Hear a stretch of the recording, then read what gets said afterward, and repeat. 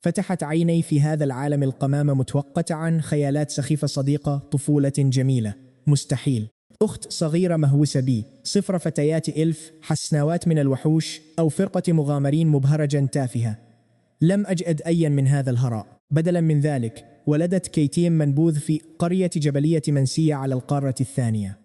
أطلقت على نفسي اسم نواه أرجح سفي وأذبح قطاع الطرق منذ أن كنت في الخامسة 5 سنوات فقط، بينما يتعلم الأطفال المشي. أطارد المكافآت هنا وأسفك الدماء فقط لأجد ما آكله، لكن لحسن الحظ أمتلك نظام بطاقات الشخصيات من جميع العوالم. أول بطاقة أضاءت لي كانت رورونو زورو من عالم ون بيس. أخذت مهارات سيفه، أنواع الهاكي الثلاثة، إرادته ولعنته. أيضا أنا أضيع بشكل كارثي ومثير للشفقة. لا أستطيع مغادرة غرفتي دون أن ينتهي بالمطاف في مبنى آخر وأشرب بلا توقف. شكرا لك يا زورو.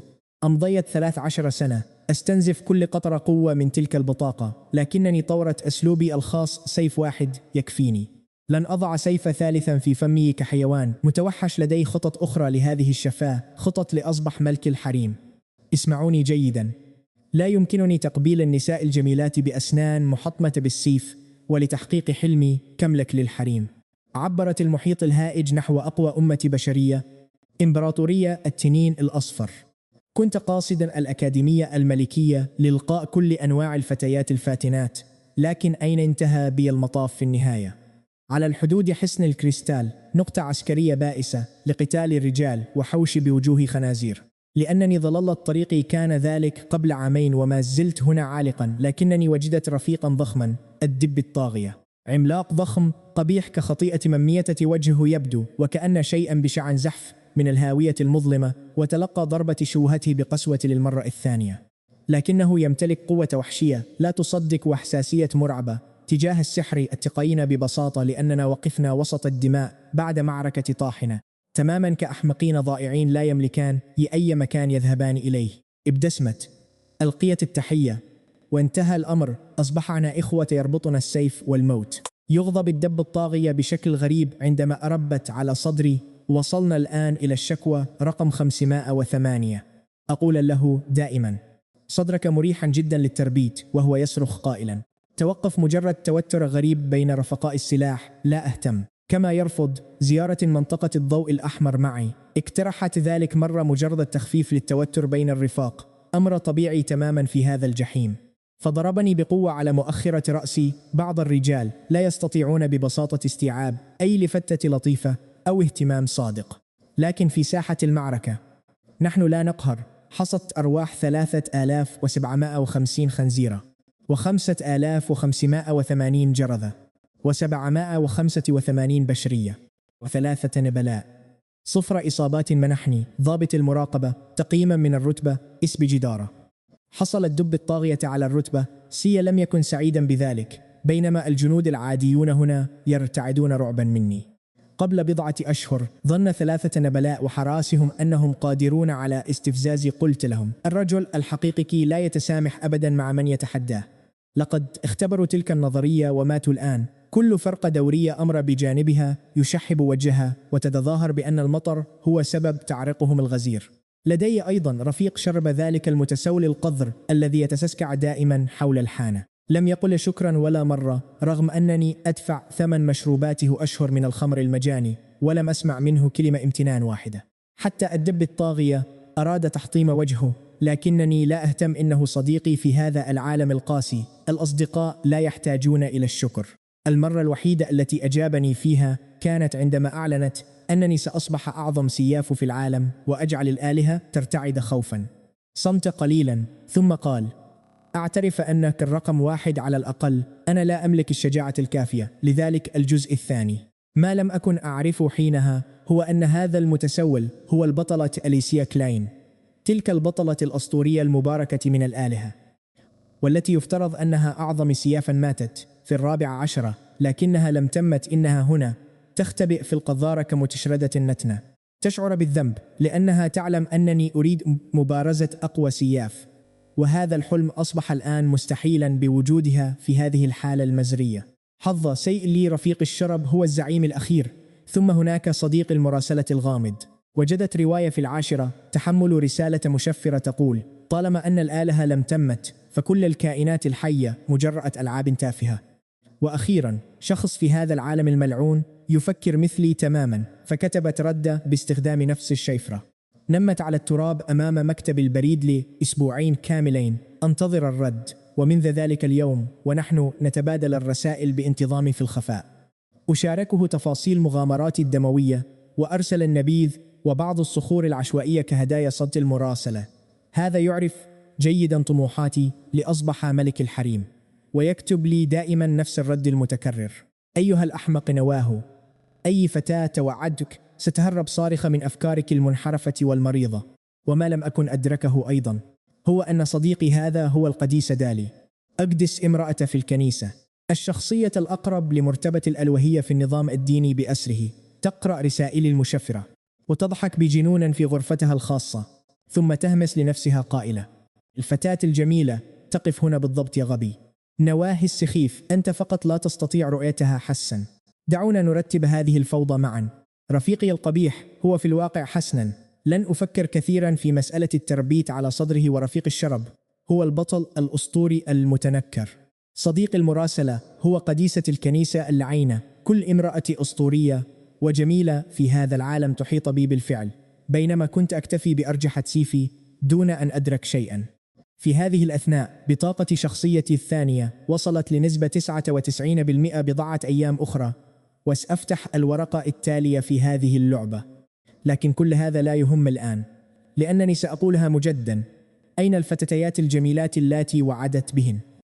عالمي في الفانتازيا الغربي هذا مجرد خدعة قذرة. أريد استرداد حياتي، وعدوني بفتيات إلف، فحصلت على وحوش خنازير مقززة. أردت حريما، فكان نصيبي ضربة مطرقة على جمجمتي من رفيقي في الفريق الفانتازيا الغربية. لا تعمل هكذا في وقت متأخر من الليل. خرجت من الحمام لألمح ذلك المدعو كوبونر يحدق في السماء ليلا، والدموع تنهمر بغزارة على وجهه الذي يشبه الكابوس. كان هناك خطب ما بوضوح: لقد خضنا الموت معا لأكثر من عام حتى الآن، ولم أسأله يوما عن ماضية اللعين.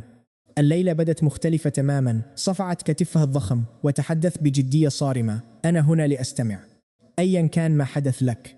إن ظلمك أحدهم فسأساعدك في الانتقام، حتى لو كان عدوك أحد أنصاف الآلهة الثلاثة: إله لويس، نصف إله البشر، أو الإله ياغو من تحالف الوحوش، أو الإله السروفيدو من مجال البحر. سأمزقهم جميعا بسيفي. وفجأة عانقني هذا الرجل الضخم القبيح، وبدأ يبكي بحرقة: أيها الغبي الأعمى الذي يضيع طريقه دائما. قال لي: لماذا أنت مخلص جدا لشخص يبدو هكذا؟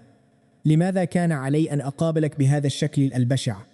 غبي غبي. حسنا، هذا البكاء والتشبث وطريقة حديثه، كل هذا يعطي انطباعا قويا بأنه ليس رجلا أصلا. لكنني تجاهلت تلك الفكرة تماما. رفيقي يتألم، وهذا ما يهم حملته إلى السرير بطريقة حمل الأمريات، لأنني رجل نبيل. وضعته بهدوء ليرتاح، ثم أمسك بيدي وهمس قائلا: من الآن فصاعدا دعنا ننام معا. لا يمكنني النوم بسلام إلا وأنت بجانبي. وضعت يدي خلفي فورا للدفاع.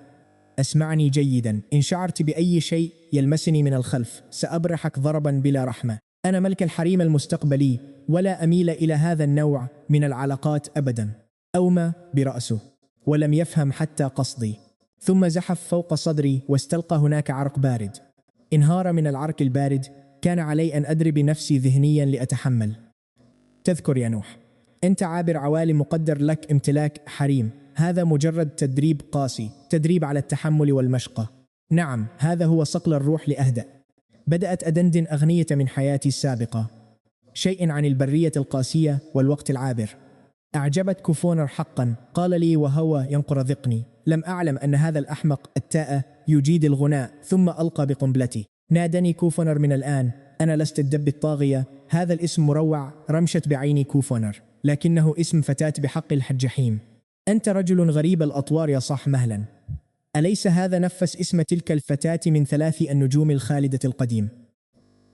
الساحرة العبقرية. تجمد مكانه تماما، ثم قفز فوقي وأمسك بكتفي بقوة وبدأ يهزني كالمجنون وهو يصرخ: ماذا قلت للتو يا هذا؟ أي نجوم خالدة؟ لا يوجد أي سجل لمثل هذه المجموعة المزعومة. التاريخ يذكر 2 فقط: الشموس الساطعة، القديس دايلينغ، والبطلة أليسيا. تمهل الوضع متوتر. شرحت له ما أتذكره بوضوح قبل 4 سنوات عندما كنت في 14 أصيب العالم بالجنون. كل القوى الكبرى، الكنيسة، البشر، تحالف الوحوش، وحتى مجال البحر اللعين، اتحدوا فجأة وهاجموا مدخل الهاوية. بعد شهر واحد نشر شياطين الهاوية الذعر في كل مكان، والبطلة أليسيا اختفت ببساطة. إذا استيقظ ملك الشياطين لن يوقفه أحد. ارتعب الناس لأنه في آخر مرة فشل فيها بطل. دمر ملك الشياطين العالم ل20 عاما وقتل نصف الكائنات الحية. تدخل باب الكنيسة لتهدئة الجميع بأكاذيبه، مدعيا أن أليسية تتدرب فقط في إمبراطورية التنين الأصفر. هراء لهذا السبب لم يتم الرد على أي من رسائل التحدي خاصتي. لكن إليك الجزء الغريب في ذاكرتي. كان هناك شخصية أسطورية ثالثة، فتاة ساحرة عبقرية تدعى كوفوني. وصلت للمستوى 10 كساحرة في سن 14. كان من المفترض أن تكون أعظم موهبة في هذا التاريخ اللعين، لكن في الوقت الذي اختفت فيه البطلة محي كل أثر لهذه الفتاة. أعيدت كتابة الكتب وتلاعب بالذكريات وكأنها لم تكن موجودة قط. كنت سأعتقد أنني تعرضت لتعويذة هجوم عقلي، لكن هاكي الفاتح الخاص بي يجعلني محصصا تماما ضد أي تدخل عقلي رخيص. ذكرياتي سليمة تماما. العالم هو من تم التلاعب به. عندما قلت كل هذا بدأت الدموع تتساقط على صدري مرة أخرى. المرة الثانية الليلة بدأت كوفوني بافتراض النظريات متظاهرة بالتخمين، لكن التفاصيل كانت دقيقة جدا لدرجة تمنعها من أن تكون مجرد تخمينات. قال لي بشكل افتراضي: هذه الفتاة العبقرية كوفوني كانت موهوبة جدا، لدرجة أنها في سن 14 اكتشفت 14 طريقا مختلفا لاختراق عالم الروح المقدسة. حاجز أوقف عددا لا يحصى من العباقرة لقرون طويلة بالنسبة لها. كان الأمر كاختيار إضافة فخذ دجاج إلى وجبة الغداء. أخبرت مرشديها ال5 بهذه الأساليب، ولم تلاحظ أبدا أن خلف صدمتهم تلك كان هناك حقد وغير تعمي الأبصار. هؤلاء المرشدون السحرة العظماء ال5 طمعوا في موهبتها لأنفسهم، لاختراق عالم الروح المقدسة والارتقاء ليصبحوا أنصاف آلهة. 3 منهم كانوا طلابا لنصف الإله لويس، وواحدة كانت زوجته والأخيرة كانت ابنته. استدرجوها إلى حاجز مضاد للسحر، وضحوا بمليون مدني بريء في طقس دموي، وألقوا لعنة محرمة تسمى الموت المطلق والحياة المنسية. اللعنة لا تقتل، إنها تحمي المضيف وتجعله خالدا ولا يشيخ حتى تتبدد تلك الأرواح المليون بأكملها، لكنها تنقل كل موهبة المضيف إلى أولئك السحرة، ثم ألقوا بها بوحشية على الجبل الإلهي، مكانا مشبع بدماء الآلهة يمزق الأرواح بلا رحمة، ليتركوا تلك الطاقة المقدسة المزعومة تسحقها هي ومليون روح، وتمحو كل رابط بينهم بالكامل. واحد منهم، ذلك الحيوان المسمى بالقديس ميلينيا، وقف كحارس لعام كامل فقط ليشاهدها تموت ببطء. حين انتهت مسرحية الأبطال السخيفة، استخدم نصف الإله لويس أثرا مقدسا لسرقة السماء وتبديل الشمس بلا أي قوة قتالية، مجرد قدرة قذرة لمسح الآثار والتلاعب بعقول منهم دون المستوى المقدس لإخفاء كل الأدلة. كل كائن في مستوى الروح المقدس كان يمكنه المقاومة، لكن لم ينطق، وغدا واحدا منهم بحرف نصرة للعدالة. توقف عن الكلام، استلقى وذراعه تغطي عينيه، يبكي بصمت. اسمع، أنا لست غبيا لتفوتني الحقيقة. لا أحد يعرف هذه التفاصيل إلا إذا كان هناك اسم اللعنة، طقوسها، الجبل، وتلك المراقبة التي دامت لعام كامل. أخي، سألت الساحرة العبقرية كوفنر. الغرفة سادها صمت مميت، لم أسمع فيه سوى أنفاسنا. في الصباح التالي استيقظت أنا أولا، جهزت الإفطار، وحين نهضت كوفونر رميتها أمامها بابتسامتي المعتادة التي لا تهتز أبدا. خطتي الأصلية كانت تتضمن سحق الأقوى. على أي حال سأمزق نصف الإله وسأقتل أولئك السحرة ال5 العظماء، لذا سأحتاجك أن تظل دليلي في هذا الجحيم. ضيقت كوفونر عينيها، تحاول بوضوح معرفة ما إذا كنت قد ربطت الخيوط، ثم انتفضت الأفكار عن رأسها وعادت لطبيعتها فورا قائلة: من الواضح أنك ستضيع تماما داخل الحصن بدوني. أيها الأحمق نوح، ثم أدركت المصيبة، كل ذلك الهراء المقزز الذي كنت أسرده على أخي طوال العامين الماضيين، تلك الخيالات المنحرفة، الأساليب القذرة والوضعيات الغريبة، تخيلات العائلة بأكملها والمعلمة وتلميذتها، وقصص الأقزام والأقدام رفيقي في السلاح، مجرد فتاة أخبرت فتاة بكل هذا أحمر وجهي تماما. مهلا، كل ما أخبرتك به سابقا عن تلك الأشياء انسه تماما، أرجوك. أي أشياء؟ أنت تعرفين تلك الأمور إياها، أمور الخلفيات، الأقدام كطعام، ألاعيب الملكة، مجموعة الجان الكاملة، وحتى رقصة خلع الملابس السخيفة تلك. امسحي كل ذلك، أنا نقي تماما، أنا الشاب البريء شاو تشون آن. هل رأيتني ولو لمرة واحدة أزور منطقة الأضواء الحمراء؟ ولا مرة خلال عامين كان فم كوفونر يرتعش بعنف. لم تكن تفكر في أي من ذلك الهراء حتى ذكرتها أنا به للتو. الآن كل كلمة منحرفة تفوهت بها أصبحت تعرض داخل رأسها بجودة عالية الوضوح. أيها الحثالة البشري المقزز، أنت أسوأ من شياطين الوحوش، تريد العائلة بأكملها. لقد فكرت حتى في استخدامات للأيدي والأقدام والأفواه والخلفيات. أنت أحقر حثالة في التاريخ البشري بأكمله. مت حالا، ثم انطلقت المطرقة الحديدية تصرخ نحو وجهي مباشرة، وبينما كنت أطيرا محلقا في الهواء وفي جزء من الثانية فقط ظنت أنني لمحت فتاة شقراء جميلة، وجهها محمر من الغضب وتحدق بي بشراسة. لا بد أن هذا هو المظهر الحقيقي لكوفونر، وليس ذلك الجسد الملعون، بل هي حقا ابتسمت وسط طيراني. سعيد بعودة روحك القتالية اليوم. قرر تحالف الوحوش التوقف عن لعب دور الأطفال. لا مزيد من حثالة الخنازير والجرذان. لقد أرسلوا جنودا حقيقيين، وحوش أسود يمتطون ذئابا عملاقة، مشاة نخبويون بطول 3 أمتار، وفرق سحر وكهنة، حزمة الموت الكاملة. اتضح أن أمير متعجفا يحمل الرقب 66 يد عكروس، أقسم لآلهة الحرب والتنين والصيد ليفوز ب100 معركة خلال شهر واحد فقط، مستخدما حرسه الشخصي بالكامل. ووافق آلهتهم المزعومون على ذلك. كان ضابط المراقبة على الجدار يلعن ويسب. قائد حصننا الفارس المقدس ديكابي كان يغلي غضبا، بينما حارس الوحوش الفارس أرتورو قال له ببساطة: تعامل مع الأمر. من الجانب الآخر للساحة وحشان من مستوى الروح المقدس يحدقان ببعضهما بشراسة لدرجة أن الفضاء نفسه بدأ يلتوي. وفي هذه الأثناء كل من كنا نملكهم في الساحة هم مرتزقة، عبيد ومجرمون. شيء كلاسيكي. جيشنا النظامي خرج وأصطف في تشكيلات مثالية، بينما بدأ الجميع بالتراجع فورا نحو أطرافهم. الجميع تراجع مع عداي، لأنني كنت أقف هناك مستعدا للذبح، غير مبالي بالموقف. أمسكت كوفونر بخصري وصرخت: هل أنت أحمق؟ الجو العام خاطئ جدا، يمكننا العودة للمنزل مبكرا. اليوم نقرت على جبهتها بقوة وقلتت: أنت الحمقاء، ألم تخبريني بنفسك؟ اسمعوا، بعد تلك الليلة التي اعترفت فيها كوفونر بكل شيء، أصبح طريقي واضحا كالشمس. لكسرت لعنتها اللعينة علينا تنفيذ القسم الوحيد الذي قطعته لتلك المليون روح بريئة الشرط الأول بسيط: ذبح مليون وحش. تلك الأرواح كانت لسكان سابقين حول حصن الكريستال، ذبحوا بلا رحمة خلال غزوات الوحوش لعقود. لقد كرهوا تحالف الوحوش، وبما أننا في نفس فرقة المرتزقة ورفاق السلاح بروابط كارمية لا تنفصم، فإن كل ما أقتله يحسب لها. هي من قالت ذلك بنفسها. الشرط الثاني: تدمير ذلك الأثر المقدس، سارق السماء ومبدل الشمس، لاستعادة الآثار الممحاة لوجود هؤلاء المليون شخص، والانتقام من أولئك المعلمين ال5 الحيوانات. رأت الأرواح المليون الكراهية تحترق في روح كوفونر، لذا لا حاجة لأي شروط، كانت ستفعل ذلك بنفسها، لذا أسرعي.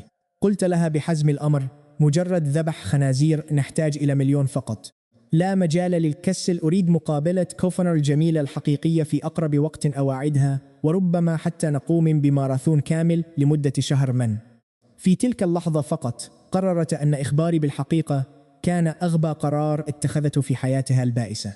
بعد ذلك استنزفت مدخراتي بالكامل، اشتريت لتلك الفونة كل كتب السحر والأدوات التي وجدتها. انزعجت بشدة وطلبت مني التوقف عن حرق أموالي على كتب سحر مخصصة للأطفال، وبدأت تعلمني بنفسها كيف أمزق اللعنات. ذات ليلة غلى الدم في عروقي ولم أنم نهضة في الصباح التالي، وبدأت مذبحة دموية من الفجر حتى الغسق، حتى أنني حاولت اقتحام معسكر الوحوش ليلا. حينها أدركت فونا أنني لا أملك عقلا، بل جمجمة فارغة لا يتردد فيها سوى صدى سيفي. لكنها اليوم تجرأت وقالت إنني لست قويا بما يكفي.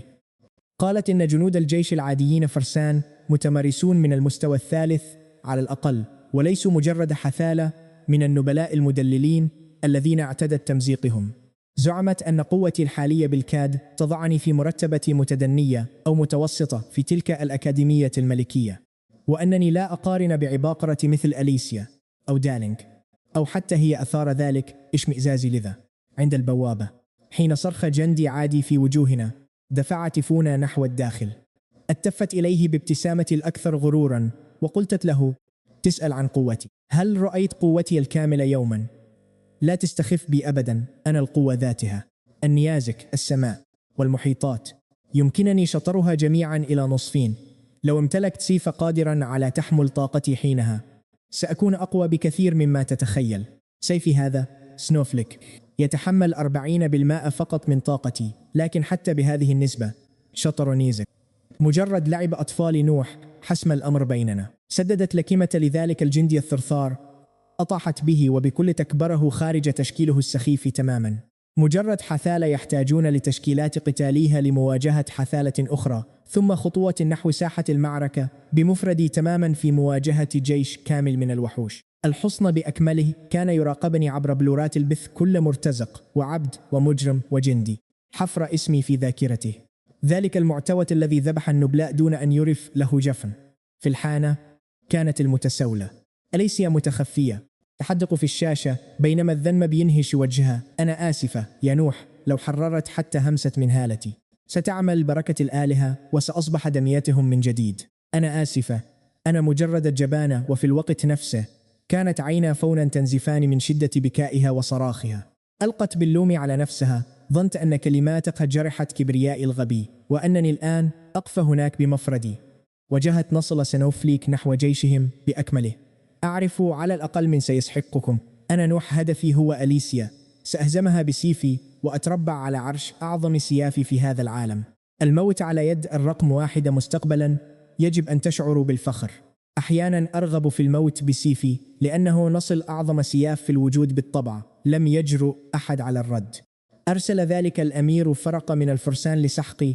تثاءب بملل شديد لوح الفارس القائد بشفرته السحرية مستهدفا شق جمجمتي. فعلت هاكت تصلب على جسدي بالكامل، تصلب مطلق. ارتد نصله عن رأسي كاللعبة. أنت ضعيفا جدا. تقنية السيف. زلزال النجم العظيم، شطرته مع ذئبه الذي يمتطيها إلى نصفين متطابقين من الرأس للذيل، ثم اندفعت كالشيطان عبر بقية فرقة الفرسان. 100 فارس، قطعتهم جميعا من الخصر بمرور واحد، 2.5 لكل منهم. في الحانة هزت أليسيا رأسها. سرعة سيفه لا تكفي لتحديه بعد. حسنا، سنرى بشأن ذلك قريبا. أرسل الأمير كروس فايل الدبة تاليا. 1000 فارس من المستوى الرابع، جميعهم في حالة هيجان. تضاعفت قوتهم وقائدهم يلامس المستوى الخامس. اندفعوا نحوي كتسونامي من الفراء والعضلات، معتقدين أنني مجرد عقبة صغيرة. حسنا، دعوني أريكم طريق السيف الأشورى خاصتي. أعتذر لسنوفليك، لم تكن لتتحمل المزيد من الهاكي، لكنني ضخت كل طاقتي فيها. على أي حال تحول النصل لسواد لأمع. أرجحت أفقية واحدة بسيطة عرضية وبدون أي حركات استعراضية درامية. قوس واحد من طاقة السيف صرخ عبر ساحة المعركة وقطع فيلق الدبة بأكمله إلى نصفين. 1000 عملاق هائج. اخترق سيفي دروعهم ولحومهم كما لو كانت مجرد ورق. أمطرت الدماء وتهاوت الأجساد في اتجاهين. كل من كان يراقب فقد عقله تماما. رأت فونا في داخلي طيف ذلك البطل القديم. وبدأ القديس ديكابايت يضحك بهستيريا. اشتعلت نية القتل لدى القديس أرتورو لثانية واحدة، ثم أجبره شيء غامض على السقوط على ركبتيه والصلاة طلبا للمغفرة. كانت الآلهة تراقب المشهد، ويبدو أنني كنت اختبارهم القاسي للأمير. أليسيا ضمت ساقيها لا إرادية، كان جسدها بأكمله يرتجف ذلك السيف. لقد حرك قلبي من مكانه. نوح، لا تمت أنت سياف يستحق أن أسحب نصلي من أجله. أطلقت الهاكي الملكي خاصتي، فرقع برق أسود وأحمر ومحا كل لعنة ألقاها هؤلاء السحرة عليه، ثم اندفعت مباشرة نحو معسكرهم البائس. لهيب تنين النار. انبثق تنين مشتعلة من نصل ومزق أجساد السحرة والكهنة والحراس بلا رحمة. رقصت بينهم بضربات وطعنات وتمزيقات أساسية. كنت أحصدهم بأساسيات السيف وحدها بينما أغني ببرود. ألوان الليل باردة عند شاطئ البركة، يد بيد نحو الحدود. نضحك 4 جدران لهذا الحصن. مجرد ساحة لعب بالنسبة لي. نيران الإشارة والذئاب الدخان يخترق كآبة خيول الحديدية على أنهار متجمدة. كيف يمكنهم قطع روابط الحب تلك؟ زأر الأمير كروس وأطفأت موجة صدمته نيراني وقاطعت حفلتي الموسيقية الدموية وقاح، ثم خرج من خيمته. وحش برأس نمر، بشري المظهر باستثناء الأذنين والذيل والأنياب، خادم إلهي من المستوى السادس. قدم نفسه برسمية مقرفة. نظرت إليه بخيبة أمل واضحة. ماذا؟ هل تحتقرني؟ هززت رأسي نفيا، ثم اشتعلت عيناي بحماس حارق لسفك الدماء. تراجع بخوف. ظن أنني أميل للرجال. هراء غرزت سيفي في هذه الأرض الباردة، وبدأت ألوح بيدي كالمجنون كأسرى كل قواعدهم. أذناك وذيلك. هذا يعني أن تحالف الوحوش يضم فتيات جميلات بآذان منفوشة وذيول ناعمة يمكنني لمس آذانهن ومداعبة ذيولهن وإلباسهن زي الخادمات. لا أهتم بمثاليات الأبطال. هذا ما أريده حقا في هذا العالم البائس، وأن يحركن ذيولهن ويخرجن ألسنتهن ويركعن أمامي على السرير ينادونني بسيدي. أنا لا أدعي النبل كالبقية. مجرد تخيل وجود فتيات جميلات كهن في هذا العالم، ينتظرن أن أنقذ قلوبهن وأجسادهن. يجعلني أرغب في التدحرج على الأرض. أنا منقذ من نوع آخر. وفعلتها تدحرجت حرفيا على أرض المعركة بنشوة تامة، متجاهلا كل حروبهم السخيفة. كروز جيش الوحوش بأكمله وجيش البشر السخيف، وكل من يراقب هذا البث الملعون تسمروا في أماكنهم. كبار وحوش عالم الروح المقدسة كوفونر جلست وغطت وجهها يأسا. لم يعد لديها شيء بالنسبة لهم. كنت حالة ميؤوسا منها. أليس أخذت نفسا عميقا؟ ظنت أن السياف الذي حرك روحها للتو كان مجرد هلوسة عابرة. اعتقدت أنها أصيبت بالسحر وأنني ما زلت ذلك الأحمق المتوهم. استعاد كروس توازنه، جثا على ركبتيه، واستدعى الآلهة الثلاثة رسميا كشهود لمبارزة فردية روح الخاسر تذهب لآلهتهم. أصبح الهواء ثقيلا وخانقا. لا بأس، سيفي سيفصل بيننا. آلهتهم تراقب. أخلوا الساحة فقط. أنا وهو اشتبكنا، واصطدمت مخالبه بنصله المغلف بالهاكي. لا رفاق، فقط سيفي يقرر. صوت رنين معدني. أدرك أن سيفي صلب بشكل غير طبيعي، فتجاهل الأمر. اخترق دفاعاتي المتواضعة واركلني بقوة في صدري. طرت للخلف. أسعل الدم طاقته الإلهية. ضاعفت قوته مع 3 هالات. تقليل أضرار، شفاء ذاتي، ومقاومة سحرية. غش واضح. كان قويا، أقوى مني في الإحصائيات الخام، لكن سيفي يحمل حيلا لا يعرفها. عندما اتقت أنصالنا مجددا، استخدمت الريو هاكي التسلح المتقدم الذي أضرب من داخل الهدف مباشرة. اختراق كامل للدروع. صدت مخالبه سيفي، لكن الدم تسرب فجأة من عنقه. قفز للخلف مرتبكة حول كيف قطع، رغم أنه تفادى الضربة. هذا هو عالمي الحقيقي. لم أكن أنوي الشرح أبدا. ضربته بتقنية الحبل الأسود، إعصار التنين العظيم. طاقة سيف ممزقة واختراق حرج، كلها مغلفة بإعصار عنيف لا يرحم. لكنه لكم الإعصار واخترقوا. أتبعتها بسيد النمر. نمر هادر من طاقة السيف دفعه للخلف 10 الأمتار، والدم ينزف من كل مسام جسده. اكتشف حيلتي فشكل غشاء طاقة داخلي لصد الهجمات من الداخل. هالة الشفاء خاصته رقعت جراحة سريعا، وبدأنا نتبادل الضربات العنيفة في معركتنا الخاصة. مزقت مخالبه كتفي حتى صدري. جرح عميق والدم يتدفق نفخ على ظفره المكسور ببرود وكأنه الفائز. بالمناسبة، سألت وسط القتال: هل قابلت أليسيا؟ أومأ بانزعاج. أعرف ما تريد سؤاله. أنت لست قريبا حتى من مستواها. عندما واجهتها لم أمتلك حتى الشجاعة لتحديها. كنت في 18 وكانت في 6. ابتسمت وقلت: مثالي جدا.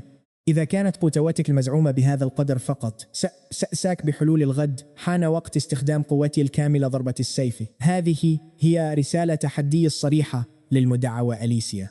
عندما كنت في 14 كان كانت هي كذلك لقبت بأعظم سيافة في العالم في عيد ميلادها 14. أنا كنت أضيع طريقي. لم ير أحد تقنيتي المطلقة في ذلك العمر من العار أن تلقب بالأولى دون أن تواجه هذا الجنون. ظن كروس أنني أهذي من فقدان الدم، ثم نظر في عيني مباشرة ليقف كل شعر في جسده من الرعب. أطلقت هاكي الفاتح بالكامل، انشقت السماء نصفين، وضرب برق أحمر وأسود أرض المعركة بلا رحمة. تحطمت الأرض بموجات صدمة متوسعة عبر دائرة قطرها 100 ميل.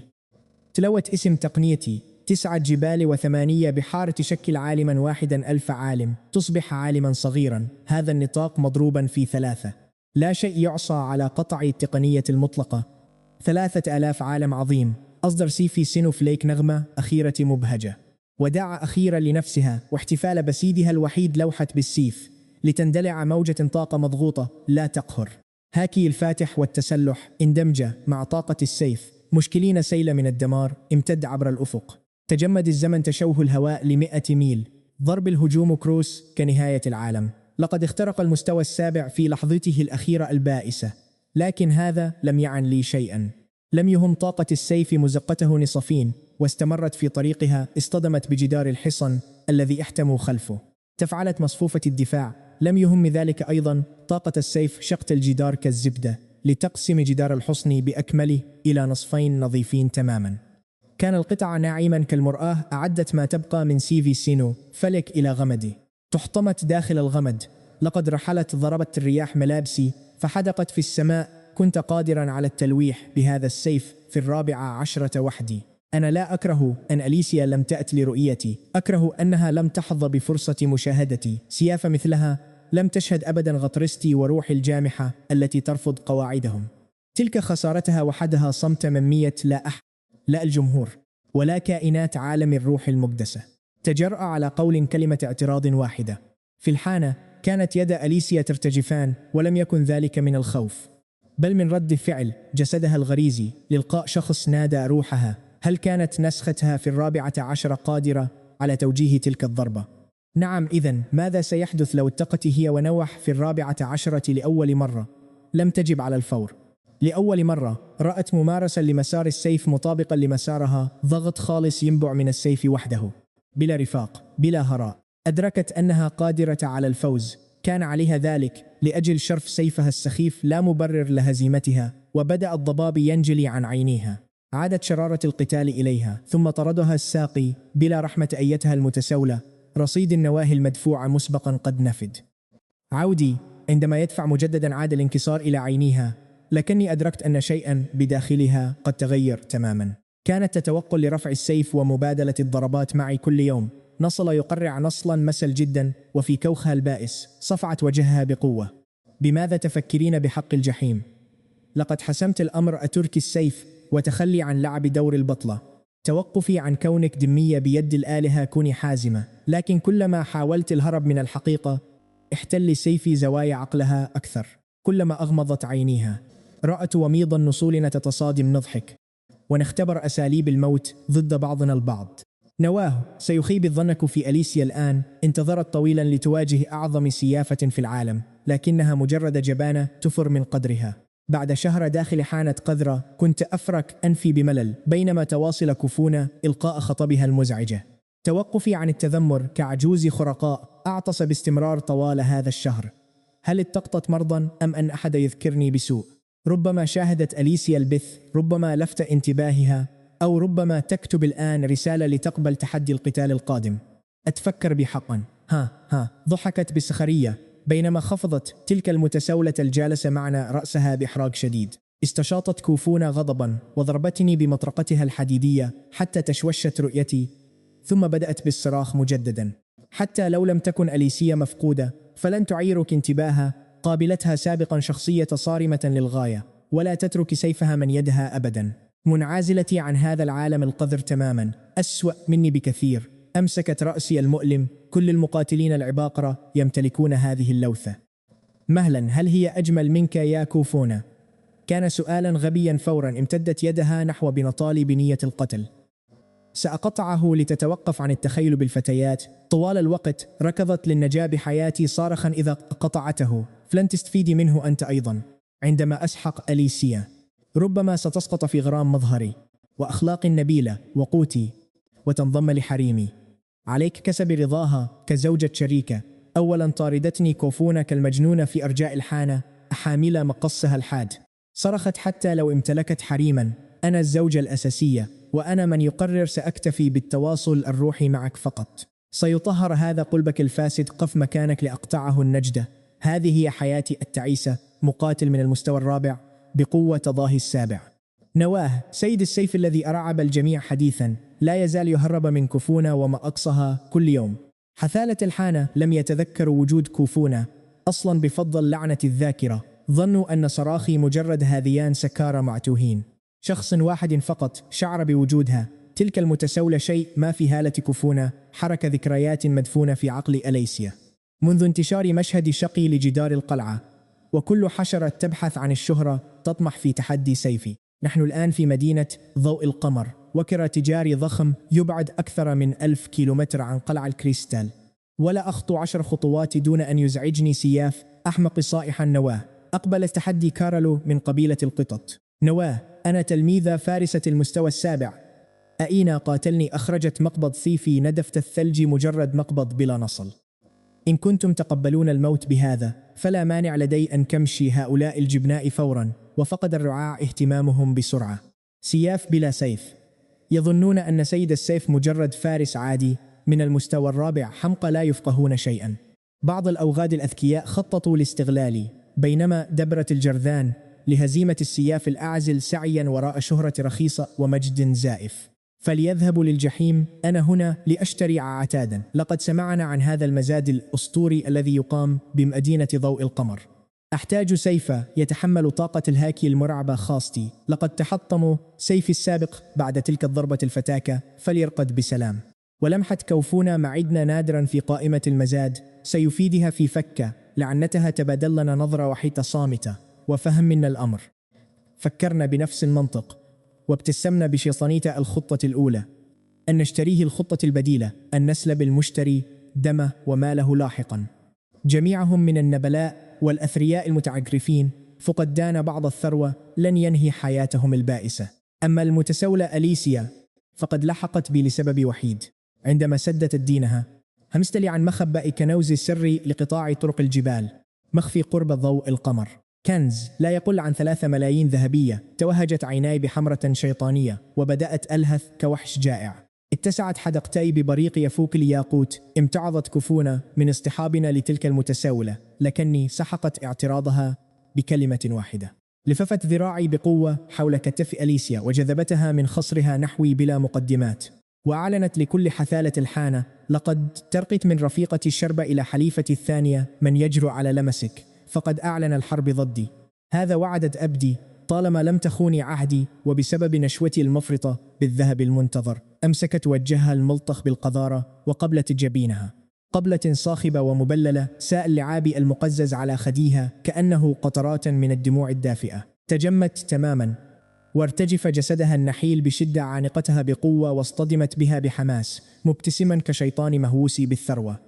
كانت تلك القبلة الأولى لأعظم سيافة ستشهدها البشرية، فليحفر هذا الشرف العظيم في أعماق روحك للأبد. في تلك الليلة ضربات مطرقة كوفون الحديدية تركت أطيافا خلفها. لمحت تلك الشقراء تشع بهالة غضب أنثوي خالص وطاغ جميلة ومرعبة، لكنها مرعبة أكثر من أي شيء. 3 ملايين عملة ذهبية وتتخلى عن كرامتك كجبان بائس. سيفي يقول إنك بحاجة لدرس قاس يا غبي. اسمعني جيدا، هكذا تسير أموري. اليوم الأول حصدنا الكنز وحولناه لبطاقات 3 ملايين ذهبية مناصفة نصفي وكوفون ونصف لأليسيا. لكن أليسيا رفضت حصتها، قالت إنها تريد مرافقتنا فقط في الطريق لترى ما تريده وتجعل رحلتها أكثر إثارة. كوفون فكرت لثواني معدودة ثم وافقت بصمت. الاتفاق كان بسيطا: اتبعينا وسنحميك إن أمكن، لكن عند الخطر الحقيقي سيفي سيحمي كوفون أولا وأنت دبري حالك. أليسيا قبلت يومها التمع شيء في عينيها ومضت حسد صغيرة وواضحة تجاه كوفون. الآن مدينة ضوء القمر اليوم الثالث. هذه أول مرة أستكشف فيها مدينة كبرى في إمبراطورية التنين الأصفر، وكنت أتصرف كطفل متهور. كوفون تمسك بيدي وتقودني في هذه الجولة. مباني أدوات سحرية وثقافات مختلفة. ابتسامة صغيرة لم تفارق وجهها أبدا بينما أليسيا تمشي خلفنا بصمت. في البداية ظنت أننا نمسك أيدينا لنستعرض علاقتنا أمامها، ثم أدركت الحقيقة المرة. لو أفلتتني كوفون لثانية واحدة سأتلاشى في الزحام 3 أيام، وهذا يحدث في كل مرة. تضرب كوفون وجهها كأن مراهقة تصرخ باسمي وسط الزحام، فأقفز ملوحة بيدي كطفلة ضائعة. لكن أليسيا كانت تراقب كوفون عن كثب وبحذر شديد أيضا. كلما ذكر السحر تشع كوفون بثقة وفخر مطلق لا يتناسب أبدا مع مظهرها الوحشي المخيف. في ذاكرة أليسيا شقراء واحدة فقط امتلكت تلك الهالة. صفعة قوية ضربت مؤخرة أليسيا بيدي، أحمرت أذناها فورا، دفعت مثلجاتي في يدها وأمسكت بمعصمها بقوة لأمنع نفسي من الضياع مجددا. كوفون كانت تتسوق في متجر السحر. قلت توقفي عن التحديق فيها، إنها تخصني يا صديقتي. لا تفكري فيها بأفكار غريبة. لو تكرر هذا للمرة الثالثة اليوم لا أضمن بقائك حي كل مثلجاتك. لو شعرت بالحرارة والإثارة الزائدة سأدعك تقضين أسبوعا كاملا في حي الضوء الأحمر عند عودتنا. كادت أن تختنق بسعالها. ليس لدي أفكار مقززة، أنا فقط فضولية بشأن معرفتها السحرية. لوحت بيدي أمام وجهها بملل. أعلم أنني وسيم وحر، لكن لا يمكنك أن تحملي مشاعر خاصة تجاهي أنا أيضا أيتها المتشردة. أنا مهتمة فقط بالفتيات الجميلات من كل الأنواع. سأناقش القلوب، الأرواح والأجساد معهن فقط. أمهات، أخوات، عمات وسيدات أيضا. الصفقة الشاملة تناسب أسلوبي. تشوه وجه أليسيا باشمئزاز خالص. لقد سمعت كل هذا الهراء من قبل خلال جلسات شربنا. خيالات منحطة حطمت نظرتها للعالم مرارا، وسماعها مجددا جعل شفتيها تلتويان. قالت يا غبي، الفتيات الجميلات لن يوعدنك أبدا، ستخيفهن فقط. أنا متأكدة. صفعة أخرى ربط على صدرها قائلا صدرك أصغر من صدري، تحتاجين لتدريب أشق. الجسد القوي يعني الاستمتاع بنبيذ فاخر أكثر. لا تقلقي، أنت لست فتاة أصلا. وقفت خصلة رمادية على رأسها، كانت ترتجف من الغضب. صرخت حتى بين الأصدقاء الذكور. هذا يعتبر تحرشا. رددت ببرود حسنة إن لم يعجبك. أفلتها واستدرت مبتعدا. بعد ثانيتين فقط أدركت أنني اختفيت تماما. وضعت في الزحام. فورا أدركت معاناة كوفون اليومية. لم تكن تخشى أن أختفي للأبد، فأنا لست غبيا أعتمد على غيري. يمكنني دائما سؤال أي أحمق عن طريق العودة إلى الفندق. لكن في مدينة تعج بالنبلاء وكبار المقاتلين، ماذا لو تجولت بالخطأ داخل غرفة زوجة سيد المدينة؟ سيكون تفسير ذلك مستحيلا. بتنكرها كمتشردة، ووجهها القبيح. أليسيا لم تكن قادرة حتى على دخول معظم المتاجر العادية. لم تستطع المشي علنا دون أن يحاول الجنود حراس النب أو حتى المواطنون العاديون مهاجمتها. أنت وأنا نعرف كيف يسير هذا العالم. لقد تحولت من ملكة ينحني لها الملوك إلى حثالة التعامل بأسوأ من الفئران. لكن لهذا السبب قدرتني أنا لا أهتم بمظهر أحد ولا مكانته ولا سلطته. سيفي يفعل ما يراه صائبا فقط. أحمي من أسميهم أصدقاء. أسحب سيفي على النبلاء دون أي تردد. قلبي يتبع إرادتي حرا تماما. في هذه الأثناء كوفون كانت تتألق بمتجر السحر بالمال الذي تملكه. كل تلك المعرفة السحرية العبقرية المكبوتة بدأت تخرج أخيرا. كانت تصنع أجهزة اتصال معقدة، أدوات دفاع، أسلحة هجومية وعناصر دعم تدمج السحر بطرق تركت صاحب المتجر مصدوما تماما. رغم لعنتها وعجزها عن إلقاء السحر استخدمت الأدوات المسحورة لإطلاق هجمات مركبة تسحق معظم خصومها. لم تعد عبئا علي بعد الآن، كانت تعود كقوة ضاربة. أما أنا فتبعت حاسة شمي. رائحة النبيذ الفاخر كانت كالسهم الذي يرشدني. انتهى بي المطاف بمتجر أسلحة أحدق بزجاجة نبيذ مثبتة على الجدار. كم ثمن الزجاجة يا زعيم؟ صرخ. أيها الزبون، أنا هنا، أنظر للأسفل يا وغد. أيها الزعيم، أين أنت؟ لا أسمع سوى صوتك. هل هذه تقنية الصوت الأسطورية من بعد 1000 ميل؟ سأهديك لكمة تقطع نفس المسافة.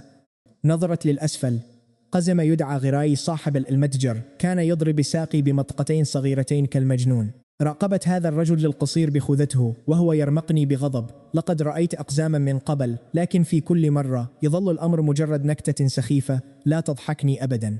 لم يفهم قصدي تماما، لكن غريزته أنذرته بأنني أسخر من حجمه. لا تفقد صوابك أيها الزعيم. دعني أسرد لك بعض النكات عن الأقزام أعدك بأنك ستضحك كثيرا. اسمعني جيدا.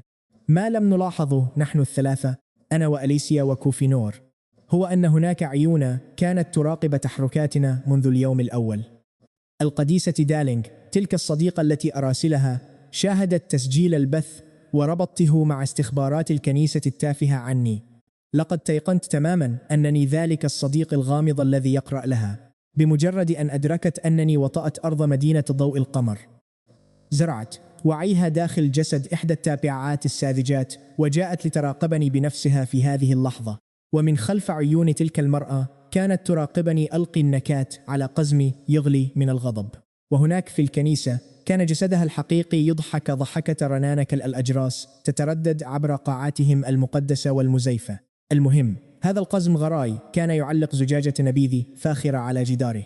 أردت شربها بشدة، لكنه رفض بيعها لي بشكل قاطع ومستفز. قال إن هذا النبيذ محجوز لتلك البطل أليسيا فقط عندما تتمكن من سحق ملك الشياطين. زعم أنه سيقدمه لها بنفسه، وتباهى بأن سيفها صرخة الرب من صنع الأقزام بعد 500 عام من التعب.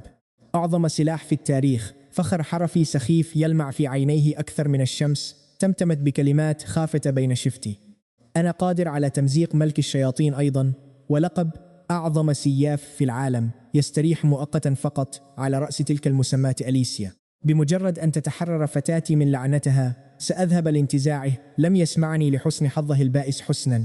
لا نبيذ اليوم لنتفقد هذه السيوف الخردة إذن. سحبت النصل الأول، قربته من صدري، أغمضت عيني، ومررت راحة يدي العارية ببطء على حافته الحادة. هكذا نختبر السلاح الحقيقي. تناثرت الدماء في كل مكان، جرح عميق شق يدي، لكنني لم أفلت المقبض. صرخ القزم: ماذا تفعل أيها المجنون؟ دماؤك تلطخ بضاعتي. فجأة بدأت جميع السيوف في المتجر تغني، اهتز بعنف وترنى بنشوة دموية خالصة. سقط فك غراي من الصدمة، صرخ بأن هذا هو اتحاد المحارب، والنصل السيوف الخردة اختارتني، جميعها تتعطش للقتال والموت بجانبي. فتحت عيني وهززت رأسي بخيبة. لا يوجد رابط قوي بيننا. نعم، أنتم نصال حادة، لكنكم أضعف من تحمل نية سيفي وقوة الهاكي خاصتي. أطلقت السيوف نحيبا جماعيا بائسا، مشهد درامي حقا. لكن غراي لم يستوعب ما حدث. قفز من فوق طاولته ليصل بالكاد إلى مستوى ركبتي، وبدأ يطالبني بتقديم دليل حقيقي. لذا قبضت على أحدها وغمرته بني السيف أسرة. مع هاكي الفاتح والتسلح ضخت كل شيء. تحول النصل الأبيض إلى سواد قاتم فورا، توهج بقوة مرعبة، ثم بدأ يصرخ من الألم قطرة طاقة إضافية، وكاهنت ستسحقه تماما. كمن يأكل حتى تتمزق أمعاءه. سقط غراي في صمت مميت. أدرك أخيرا أن العيب ليس في مقدرتي، بل في عجزه عن صنع سيف يستحق أن أحمله. بالنسبة لحرف قزم، هذا عار لا يغسل. سألني: يا فتى، ما اسمك؟ أجبته: لم أطلب رأيك. أصر قائلا: أقصد كيف تنادى؟ قلت: لا أنادي أحدا. صرخ: اسمك تنهدت نوح استدرت للمغادرة، لكن القزم تشبث بساق سروالي. صاح: انتظر سيوفي، هي الأعظم في مدينة ضوء القمر. المتاجر الأخرى تبيع القمامة، والمزاد القادم لا يعرض أي سيوف. لقد أتيت هنا عبثا. صمت قليلا ثم قال: لكن أملك نصلا واحدا قد يتحملك. سحب سيفا من خلف المنضدة، كتلة من الصدأ يبدو كمرض كزاز ينتظر فريسته. قلت ساخرا: هل هذا سيف الكزاز الأسطوري؟ فهمت اللعبة، إنه كنز حقيقي حقا. وداعا أيها الزعيم، يجب أن أجد من يرافقني للعودة إلى فندقي الآن. صرخ لا استمع. هذا السيف يدعى صرخة السماء، لقد ولد مع صرخة الرب. نصل أليسيا الأسطوري. هذا الهراء لفت انتباهي أخيرا. تجرع غراي من قارورته وبدأ يسرد: أنتم تعرفون الأساطير، لكن قبل 500 عام حين صنع الأقزام، صرخة الرب للوريث المستقبلي بمواد من كل العروق، وقع أمر خارج الحسبان. المواد المتبقية والمهملة اندمجت من تلقاء نفسها لتشكل السيف ثانيا. أطلق عليه زعيم العشيرة اسم صرخة السماء. ظنوا في البداية أنهم يملكون سيفين مقدسين، لكن صرخة السماء امتلك إرادته الحرة. رفض تماما فكرة أنه صنع من نفايات صرخة الرب. لقد كان نصلا مفعما بالكبرياء الخالص. كبرياء دفعه لتدمير نفسه بدل أن يعيش كظل لسيف آخر. غطى نصله بالصدع عمدا، وألقى لعنة مميتة على أي أحمق يحاول الإمساك به. 35,800 سياف حاولوا ترويضه خلال 500 عام، جميعهم ماتوا بلا استثناء. صرخة السماء كان يرفض نية سيوفهم بصلف أي طاقة تسكبها داخله، يبصقها في وجهك فورا. سيف يتمرد عليك في المعركة، يعني الموت المحتم. سألته كم ثمنه؟ قال لنرى إن كنت تستطيع حمله. أولا قبضت على مقبضه، لم يحدث شيء. ضخت نية سيفي وطاقة الهاكي دقيقة واحدة، استجابة معدومة 5 دقائق، وبدأ النصل الملعون في دفع طاقتي للخارج. 10 دقائق، أصبح رفضه يعادل طاقتي تماما. مواجهة دموية صامتة 30 دقيقة، ارتجف النصل العتيق ارتجافة طفيفة بالكاد. ترى ساعة كاملة شح بوجهي، وتصبب مني العرق البارد. صرخة السماء. بدأ يمتص عقيدتي الخالصة عن السيف والقتال، وبدأ أخيرا بالاستجابة بتردد واضطراب. 2 ساعات، ثم رنة واحدة مدوية تناثر الصدأ العتيق عن النصل فجأة. لقد وجدنا سلاحنا. أسفله كان يقبع أروع، وأكمل سيف رأيته بحياتي. ضوء مبهر وفاة توقف عن عكس صورتي، لكن ذلك الرنين بدا وكأنه شخص يجبر على الاستيقاظ من النوم رغما عنه. ممانعة تامة تماما، كما نبه يكره بشدة. ابتسمت بسخرية. بكاء السماء.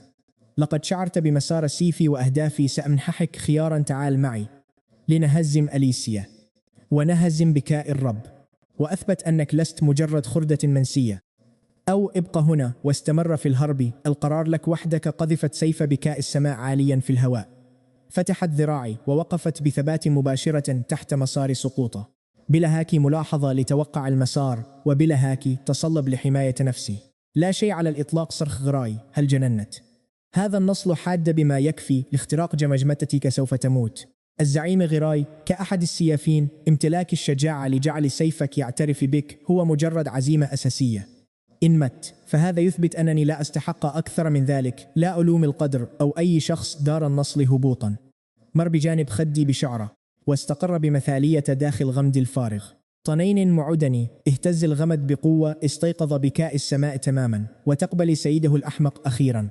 كل سيف في المتجر انفجر محتفلا. جوقة من غناء النصال ترى في تناغم تام من أجل بكاء السماء. شكرا لك أيها الزعيم غراي. في المرة القادمة سأخبرك بالمزيد من نكات الأقزام.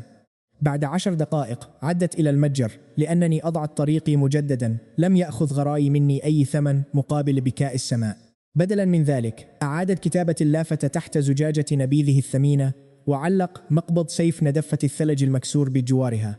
هذا النبيذ للبطلة أليسيا، وهذا النبيذ أيضا لسيد بكاء السماء نوح. بكاء الرب ضد بكاء السماء، من هو الرقم 1؟ الإجابة هي لقد تركها فارغة بانتظار النتيجة الحاسمة. في هذه الأثناء كانت القديسة دايلينغ صديقتي بالمراسلة تراقب سر عبر أحد المؤمنين الممسوسين. تهمس قائلة: أختار نوح. تلك الجبانة أليسيا التي تهرب من قدرها لا تملك الشجاعة لهزيمة قناعة نوح الراسخة إلا إذا تخطت حدودها الخاصة. لكن هذا أمر غير مؤكد. لا أطيق الانتظار حتى يلتقي بكاء الرب وبكاء السماء. رمش غراي. وفقد بضع ثوان من ذاكرتي لم يلاحظ وجودها على الإطلاق. لاحقا ذلك اليوم في شارع فاخر بمدينة ضوء القمر. اسمعني جيدا. كنت أتجول بزجاجة النبيذ خاصتي عندما اصطدمت بموقف فوضوي. كان كل مدني راكعا على الأرض بخضوع عربة سحرية تمر ببطء تخص نبي شنكبيا مزيفة يدعى شارل روس من العائلات البرلمانية الوراثية الحاكمة في إمبراطورية التنين الأصفر. يمشي بجوار العربة كحارس شخصي ممجد، فارس من المستوى ال7، يدعى كوجي نيوكاسل، نجل حاكم مدينة ضوء القمر نفسه. حتى ابن حاكم المدينة الموهوب اضطر للعب دور الحارس لهؤلاء النبلاء المتعجرفين. وهذا المدعو شارل روس كان أسوأ أنواع الحثالة. لقد سأل نيوكاسل مازحا عما إذا كانت شقيقته الساحرة من المستوى الرابع يمكن أن تصبح محظيتها ال85. اضطر نيوكاسل للانحناء والقول: سيكون ذلك شرفا لها، بينما يموت من الداخل. ثم ضحك شارل الروس: مجرد مزحة، وكأنني سآخذ فتاة من عائلة عامية وضيعة. كانت أليسيا تختبئ في زقاق مظلم، تصفع وجهها بقوة متسائلة: كيف قبلت يوما تبرعات من وحوش كهؤلاء عندما كانت تلعب دور البطلة ثم أسقطت سلة مهملات بالخطأ؟ ضجيج مدو في الشارع الصامت تماما.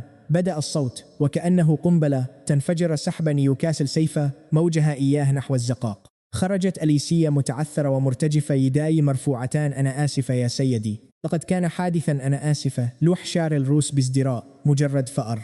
دعها تذهب. ثم غير رأيه فجأة في الواقع، أحضروها تحت عجلات العربة. يا نيوكاسل، يجب أن تنظف الحشرات الفئران، تحمل الطاعون. دائما أمسك سحر الرياح بأليسيا وسحبها بقوة أمام العجلات. كانت على وشك الاستسلام، وترك الأمر يحدث. لكن ركز معي هنا. في كل مرة أغمضت عينيها، ظهر وجهي صوتان يترددان داخل رأسها. صوتها يقتلها لتستمر في الهرب والاختباء، أو الموت فحسب، وصوتي أنا يخبرها أن تواجه كل شيء بشجاعة. حينها ظهرت أنا أتجول في منتصف الشارع حاملا زجاجة نبيذي، متجاهلا تماما كل هؤلاء الأشخاص الراكعين بضعف، وسائرا بخطى ثابتة مباشرة نحو حاشية النبلاء المغرورين. مهلا أنتم يا رفاق تسدون طريقي. تجمد الشارع بأكمله في صمت. لم يتحدث أحدا، لذا أدركت الأمر. أو فهمت الآن، أنتم تريدون مني أن أدلكم على الطريق. حسنا، لقد جئتم إلى الشخص المناسب تماما. أنا لست سيئا أبدا في تحديد الاتجاهات حقا. أخذ شارل الروس نفسا عميقا بقوة حتى كادت رئتاه أن تنفجر. كادت عين نيوكاسل تخرجان من جمجمته من الصدمة. ثم لاحظت أليسيا ملقاة على الأرض أمام عجلة العربة مباشرة. أخي المتسول، هل تتنكرين في هيئة مطب صناعي؟ لم أعلم أن لديك هذه الهواية. استطاعت سمع القلق الحقيقي المخفي خلف مزحتي الساخرة. غمرت دفء صدرها، ليس بسبب من كانت عليه في الماضي، بل لأنني اهتممت لأمرها حقا. نسختها القذرة القبيحة والمجهولة انتزعتها من هناك، حملتها إلى بر الأمان، وبدأت تبكي بشدة على قميصي. ممسكت بياقتي بقوة شديدة حتى كادت تخنقني. لماذا تقف دفاعا عن متسولة مجهولة الهوية ضد نبيل عظيم؟ أيها الأحمق، لماذا أنت صادق ولطيف هكذا مع شخص في هذه الحالة المزرية؟ شعرت وكأنني أعيش اللحظة مجددا. لقد قال كوفونر الكلمات ذاتها تقريبا. الوقوف بجانب الصديق هو أمر طبيعي. توقفي عن البكاء الفتيات أنزلتها على الأرض ومشيت عائدا بخطواتي. نفس المكان. أملت رأسي نحو طاقم النبيل. إذن من كان يتنمر على صديقتي؟ لا أحد يجيب. لو كنت مكاني لافترضت أيضا أنكم كلكم فعلتموها. حبس الرعاع إنفاسهم وشحبت وجوه هؤلاء النبلاء الصغار المثيرين للشفقة. اسمعني جيدا. ظن الجميع هنا أني فقد عقلي ضحك شار الروس حتى سعل. قلت إنه أنا، هل من اعتراض؟ برت نظراتي تماما. يدي على مقبض هيفنز كراي نية القتل. لدي انفجرت سحبا يكاسل صفة المثير للشفقة بأسرع ما فعل في حياته. غريزته تصرخ بأن حركتي التالية ستنهي حياته، وقبل ثانية واحدة من سفك الدماء قفزت امرأتي بيننا لتعطل سيفي. ضمت يديها معا تتمتم بصلواتها السخيفة بأقصى سرعة. يا إله النور العظيم، يا منتهى الرحمة والعظمة، أنت من منحتنا النور، أنت من منحتنا النار، أنت من منحة. وفجأة انفجرت أجنحة بيضاء من ظهرها. ظهرت هالة فوق رأسها. إله يراقبنا الآن. هززت كتفي ببرود وابتعدت من حسن حظ هذه السيدة المصلية التي قاطعتني. لو تأخرت ثانية لقطعتها هي وذلك النبيل بسيفي. أنا لا أقيم وزنا لأي إله، ناهيك عن قواعدهم. تلك الكاهنة ذات المظهر العادي أشارت إلى شار روس وأعلنت باسم إلهها المزعوم. أنت الآن مقيد بقانون إلهي صارم. لا يمكنك إيذاء هذا الحمل الضال بأي وسيلة أو حيلة. خالف هذا وسيسقط عليك عقاب إلهي. حتى نصف إله لن ينقذك. لم يكن أمام شار الروس سوى الإيماء طاعة تحت أنظار الإله. كان أي قسم مطلقا. كسره يعني الموت المحتمل. لقب نبيل ولا قوة عائلة يمكنها أن تحميه. كان أحد خادمات الآلهة يشرح لي نظامهم السخيف. نضحي بكل شيء للإله ونحصل على قوة إلهية في المقابل. يمكننا توجيه الآلهة واستدعاء انتباههم. حتى كبار النبلاء والملوك وأشباه الآلهة يجب أن يظهروا الاحترام عندما يستدعي خادم الإله السلطة الإلهية. هالات الدعم الخاصة بنا هي الشيء الحقيقي، عكس تعويذات السحرة المقلدة. قاطعته بلا مبالاة أنت، وأنا نعرف أنها قصة مملة، لكن من أنت. حتى أليسيا كانت مرتبكة. كانت على وشك إطلاق قوتها المختومة لإنقاذي، وكأنني أحتاج لمن ينقذني، لكن شخص آخر سبقها ودخل في معركتي. التفتت إلي ذات الوجه العادي بابتسامة مصطنعة. اسمي لينجر نوح، هل نسيتني حقا؟ أنا محبطة جدا منك الآن. إنها أنا، صديقتي المراسلة سقط. فكي أشرت إليها بإصبعي المرتجف من الصدمة. لماذا أنت؟ إنها أنت حقا. بالعودة إلى الفندق وقفت كوفونر مكتوفة الأيدي، تشعر بنية قتل تكفي لذبول الزهور. وقفت منتبهة كجندي رغم أنني أكره القواعد. نوح حاضر شحاذ هو صديقك وخادمة إله هي صديقة مراسلتك. هل هناك أي رفاق سسريين آخرين يجب أن أعرفهم؟ أخبرني بكل شيء، أحتاج للتخطيط لمستقبلنا وخلفي. كانت أليسيا تعبس بشدة. كانت تفكر في شيء مثل: عندما أكشف حقيقتي سأكون ألطف بكثير مع نوح. من الطبيعي لرجل قوي مثلي أن يملك أصدقاء وحتى نساء. سأكون أنا القدوة كزوجة رئيسية مناسبة. ثم تحول وجهها إلى اللون الأحمر كطماطم، وجلست القرفصاء دافنة رأسها خجلة من أفكارها. بدأت لإنجر صديقة مراسلتي في إثارة المشاكل فورا وكأنها تبحث عن قتال. غمزت لي وقالت: نوح، هذا الحب الأول الذي وصفته في رسائلك لطيف، جميل، ونبيل بشكل يفوق الوصف. لم أرها في أي مكان. كل ما أراه هو امرأة غيورة سليطة اللسان فعليا. لقد كنا نتشارك أسرارنا ل8 سنوات. لدينا أسرارا نعرفها نحن فقط. ألا يجب أن نعتبر بعضنا البعض الحب الأول؟ أتذكر في 11 حين وجدت حقل الزهور أرسلت لي أجملها. لقد أسمينا ذلك رومانسيتنا. تجمدت فروة رأسي تماما من هذا الهراء. لقد نبتت أجنحة شيطانة لصديقتي فجأة وارتجفت حدقة عين كوفونر. دفعت جسدي المتخشب جانبا بقوة وسارت مباشرة نحو لينجر، ووقفت فوقها مثل دجاجة تحرس منطقتها. نوح يحكم على الناس بالروح والقلب وليس بهذه المظاهر الخادعة. تلك إحدى أروع صفاتي. أومأت لينجر بلطف مصطنع. ممنوح شخص رائع. أتفق تماما. الأشخاص الذين يهتمون فقط بالمظهر والمكانة والسلطة هم ديدان مثيرة للإشمئزاز. ونوحي وسيم جدا. ولماذا نوح؟ أطلقت كيوفونر ضحكة باردة. مقاطعة الزوجة الرئيسية في منتصف حديثها. يا للوقاحة، سأكون صريحة معك بوجهك هذا. لن أوافق عليك حتى كجارية. أنا ملعونة حاليا، لكن عندما أستعيد جسدي الحقيقي سأريك ما هو الجمال الحقيقي الذي يستحقه محارب مثله. لتتأهلي كجارية لنوح تحتاجين على الأقل 60% جمالي. ومضت عين لينجر. نهضت وفحصت كوفونر بعناية، ثم صلت لفترة وجيزة. توهجت عيناها باللون الذهبي بقوة إلهية ورأت من خلال اللعنة. خيوط من الكراهية التفت حول جسد كوفونر كشرنقة لتخفي شكلها الحقيقي تحتها. هذه لعنة شرسة، لم أر هذا النوع من قبل. ثم ارتمت على الأريكة بكل أريحية وبرود. أخبريني أنت، حتى لو كنت جميلة بالأسفل، كيف تعرفين أن هذا ليس تنكر أيضا؟ ربما أحتاج أن أرد كلماتك إليك. 60% كحد أدنى أو لا مؤهلات للجارية. ففي النهاية سيهزم نوح أليسيا ويصبح أعظم سياف في العالم. وبعد ذلك لدي أنا ونوح خطط أخرى معا. أشياء اتفقنا على فعلها. أشياء ممتعة، أليس كذلك يا نوحي اللطيف؟ غمزت لي مجددا. ابتلعت ريقي بصعوبة. زوجان من العيون القاتلة مثبتتان على عينا كوفونر وعينا ذلك الشحاذ. لحظة، لماذا كان الشحاذ يحدق بغضب أيضا؟ لوحة لينجر بجزرة أمام كوفونر. إذا دعوتني أختي الكبرى فسأفكر في كسر لعنتك. لا تنسي، أنا خادمة إله، وكسر اللعنات هو جزء من تدريبنا. سمعت كوفونر وأليسيا تلهثان معا. رفعت المتسولة رأسها فجأة. لقد أدركت الحقيقة أخيرا. بالنسبة لها لم تكن كوفونر مجرد فتاة، بل عبقرية السحر التي وقفت بجانبها وبجانب دالينغ قديما معجزة السحر الفخورة.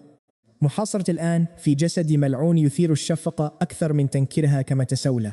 ومن جهة أخرى كشفت لينجر للتو أنها تخفي أسرارها الخاصة أيضا. خادمة للآلهة بهوية مخفية. هل يعقل أن تكون القديسة دالينغ نفسها؟ إن صح ذلك فإن 3 النجوم الخالدة السخيف قد تجمع حولي. 3 نساء يتصارعن على نفس الرجل ويتشاجرن على لقب الزوجة الرئيسية. رأيت أليسيا تهز رأسها بعنف. مستحيل قطعا. لا قرأت أفكارها الساذجة. كانت تفكر في مساعدة كوفونر لكسر لعنتها، ثم تكشف عن هويتها الحقيقية وتخوض معركة شريفة على منصب الزوجة الأولى لتظهر لهم من تستحق ذلك حقا. مجرد حماقة. أخفت وجهها المحترق مجددا وهي تتخبط في أفكارها. وفي هذه الأثناء قررت كوفونر إلقاء إعلان درامي شامل. أصبح صوتها بردا كالموت، وتحولت عيناها الرمادتان إلى سهام متجمدة موجهة نحو لينجر. اسمي كوفونر، أعظم موهبة سحرية في التاريخ بأسره. وقفت ذات يوم بجانب البطلة أليسيا والقديسة دالينغ بصفتنا النجوم الخالدة. لاحظت غرس أليسيا لأظافرها في ذراعيها. لقد نطقت بها كوفونر هكذا بصوت عال وبلا أي تردد. سقطت لينجر من الأريكة من شدة الصدمة وصرخت قائلة: نوح هو حبيبي وشريكي في الحياة والموت. أنا هي الزوجة الرئيسية، ولا أهتم إطلاقا بأي اتفاقيات عقدتيها معه في الماضي. لقد واجهنا أنا وهو الموت معا مرارا وتكرارا. نزلنا إلى العالم السفلي ووصلنا حتى إلى عالم الآلهة. لن أفارق جانبه أبدا. هويتك المخفية ووجهك لا يعنيان لي شيئا، ولكن إن تجرأت على استغلال نوح أو إهانته أو خيانة ثقتي فسأقتلك بيدي. من حق الزوجة الرئيسية تأديب المحظيات. هذا هو واجبي كزوجة، يا لها من أوهام. شعرت أن الأمور تخرج عن السيطرة تماما، ففتحت فمي لأقول شيئا وأسكتهما، لكنهما قامتا بطردي من الغرفة معا. وجدت نفسي في الرواق المظلم مع أليسيا. تبادلنا نظرات مرهقة، ثم وبدون أن ننطق بأي كلمة ألصقنا آذاننا على ذلك الباب اللعين لنستمع. بالداخل أقامت لينجر حاجزا سحريا. 3 عباقرة مزعومين تلقوا جميعا أوامر في يوم ما للاجتماع في العاصمة ككلاب مطيعة. كانت أضواء المأدبة مسلطة على 3 فقط. تخيلت كوفونر تقبض بيديها بشدة. أصبحت شكوكها حول هوية لينجر حقيقة مؤكدة. واصلت لينجر حديثها. نالت أليسيا منصب وريثة إمبراطورية، وأصبحت دالينغ رئيسة الشؤون الدينية في إمبراطورية التنين الأصفر. وساحرة من عائلة نكرة تدعى كوفونر حصلت على الكنز الوطني، عصا ساحر نصف إله سابق يدعى الإله ميرلين. في ذلك اليوم أسماكن إمبراطور التنين الأصفر بالنجوم الخالدة التي تضيء التاريخ سمعت سخرية كوفونر من نفسها. كلانا يعرف أن هذا اللقب لا يعني شيئا. لم يصبح ال3 أصدقاء قط. ربما التقوا بضع مرات في مناسبات رتبها أولئك الأرستقراطيون الأقوياء. ربما تبادلوا أقل من 10 جمل إجمالا. كانت دالينغ تحتقر سرا هذا الترتيب السخيف في أكمله. احتقرت أليسيا المدعية للمثالية، وكرهت كوفونر المغرورة. مجرد حمقاوين لم تدركه حتى أنهما دميتان يتم التلاعب بهما في الخفاء. خفضت كوفونر رأسها بصمت. لم تجادل. تذكرت ماضيها حين كانت تستعرض موهبتها كالبلهاء. يتم تجنيدها من قبل سحرة عظماء. تتبع الأوامر كدمية بلا روح. يتم استنزافها حتى لا يتبقى منها أي شيء. سخرت لينجر قائلة: أليسيا اكتشفت الحقيقة بطريقة ما وهربت تلك الجبانة بعيدا. ثم اختفت كوفونر مسح ذكرياتها بقطعة أثرية إلهية. بصراحة لم يكن لدي أي اهتمام بما حدث لها. متى يمكن للطائر الحبيس أن يطير؟ سخرت بداخلي، فهذا سطر من رسائل لأمس أرواحهن الهشة. كوفونر، دالينغ، أليسيا، جميعهن كن مجرد طيور حبيسة في قفص. فهمت الدالينغ قفصها في 3 وتعلمت ارتداء قناع، واكتشفته أليسيا في 14 واختارت الهرب. أما كوفونر فلم تدرك ذلك أبدا، لذا كان مصيرها البائس منطقيا. أخذت كوفونر نفسا عميقا وقالت: كفي عن هذا الهراء. ماذا تريدين بالضبط يا دالينغ؟ أتريدين استخدام نوح كأداة لكسر قفصك؟ إذا آخرجي سأخطط لمستقبل نوح بنفسي، وذلك المستقبل لا علاقة له بك أبدا. انتبه، يتحدثن وكأنهن يمتلكنني. لقد نطقت بها أخيرا صديقة مراسلتي دالينغ. كانت القديسة دالينغ المرأة الأكثر قداسة في الكنيسة والعضو الثالث في النجوم الخالدة. تقدمت دالينغ وتقدمت كوفونر أيضا. وجهتا بعضهما وجها لوجه وتلاقت النظرات الحادة. ثم مالت دالينغ نحو أذن كوفونر وهمست بشيء لم يسمعه غيرهما. اتسعت عينا كوفونر بصدمة خالصة. أنت تراجعت دالينغ بثقة وغرور. إذا رفضت هذا العرض فلا بأس، لدي عدد لا يحصى من المؤمنين المغفلين لأستحوذ على أجسادهم متى شئت. لا يمكنك منعي من البقاء قرب نوح، ولكن إذا قبلت انضمامي إلى مجموعتكم البائسة هذه سأساعدك في الحصول على الأثر الإلهي سارق السماء ومبدل الأحد. تجمدت كوفونر وهي تتصارع مع أفكارها. الشيء التالي الذي عرفته: فتح الباب ووجدت لينجر تتشبث بذراعي وكأننا أصدقاء مقربون منذ الجزل، وأعلنت: من الآن فصاعدا نحن 3، بالإضافة إلى المتسولة. بصراحة مجرد مجموعة أبطال مزيفة تثاءبت بملل. لا يهم رمشة أليسيا بحيرة متسائلة عما حدث بالداخل للتو. تذمرت كو فونر لكنها لم تعترض، وأخرجت أجهزة الاتصال التي صنعتها بنفسها أحجار سحرية تتيح لنا التحدث ومشاركة المواقع في نطاق 10,000 ميل. أخذ كل منا واحد اليوم، هو المزاد. سأشتري سيف حادا بينما ستشتري هي خاتما لجمع الأرواح.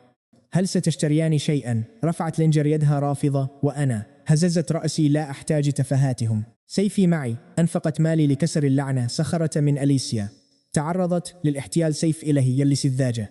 رمقتني كوفينور بنظرة ملؤها الشك. سيف إلهي.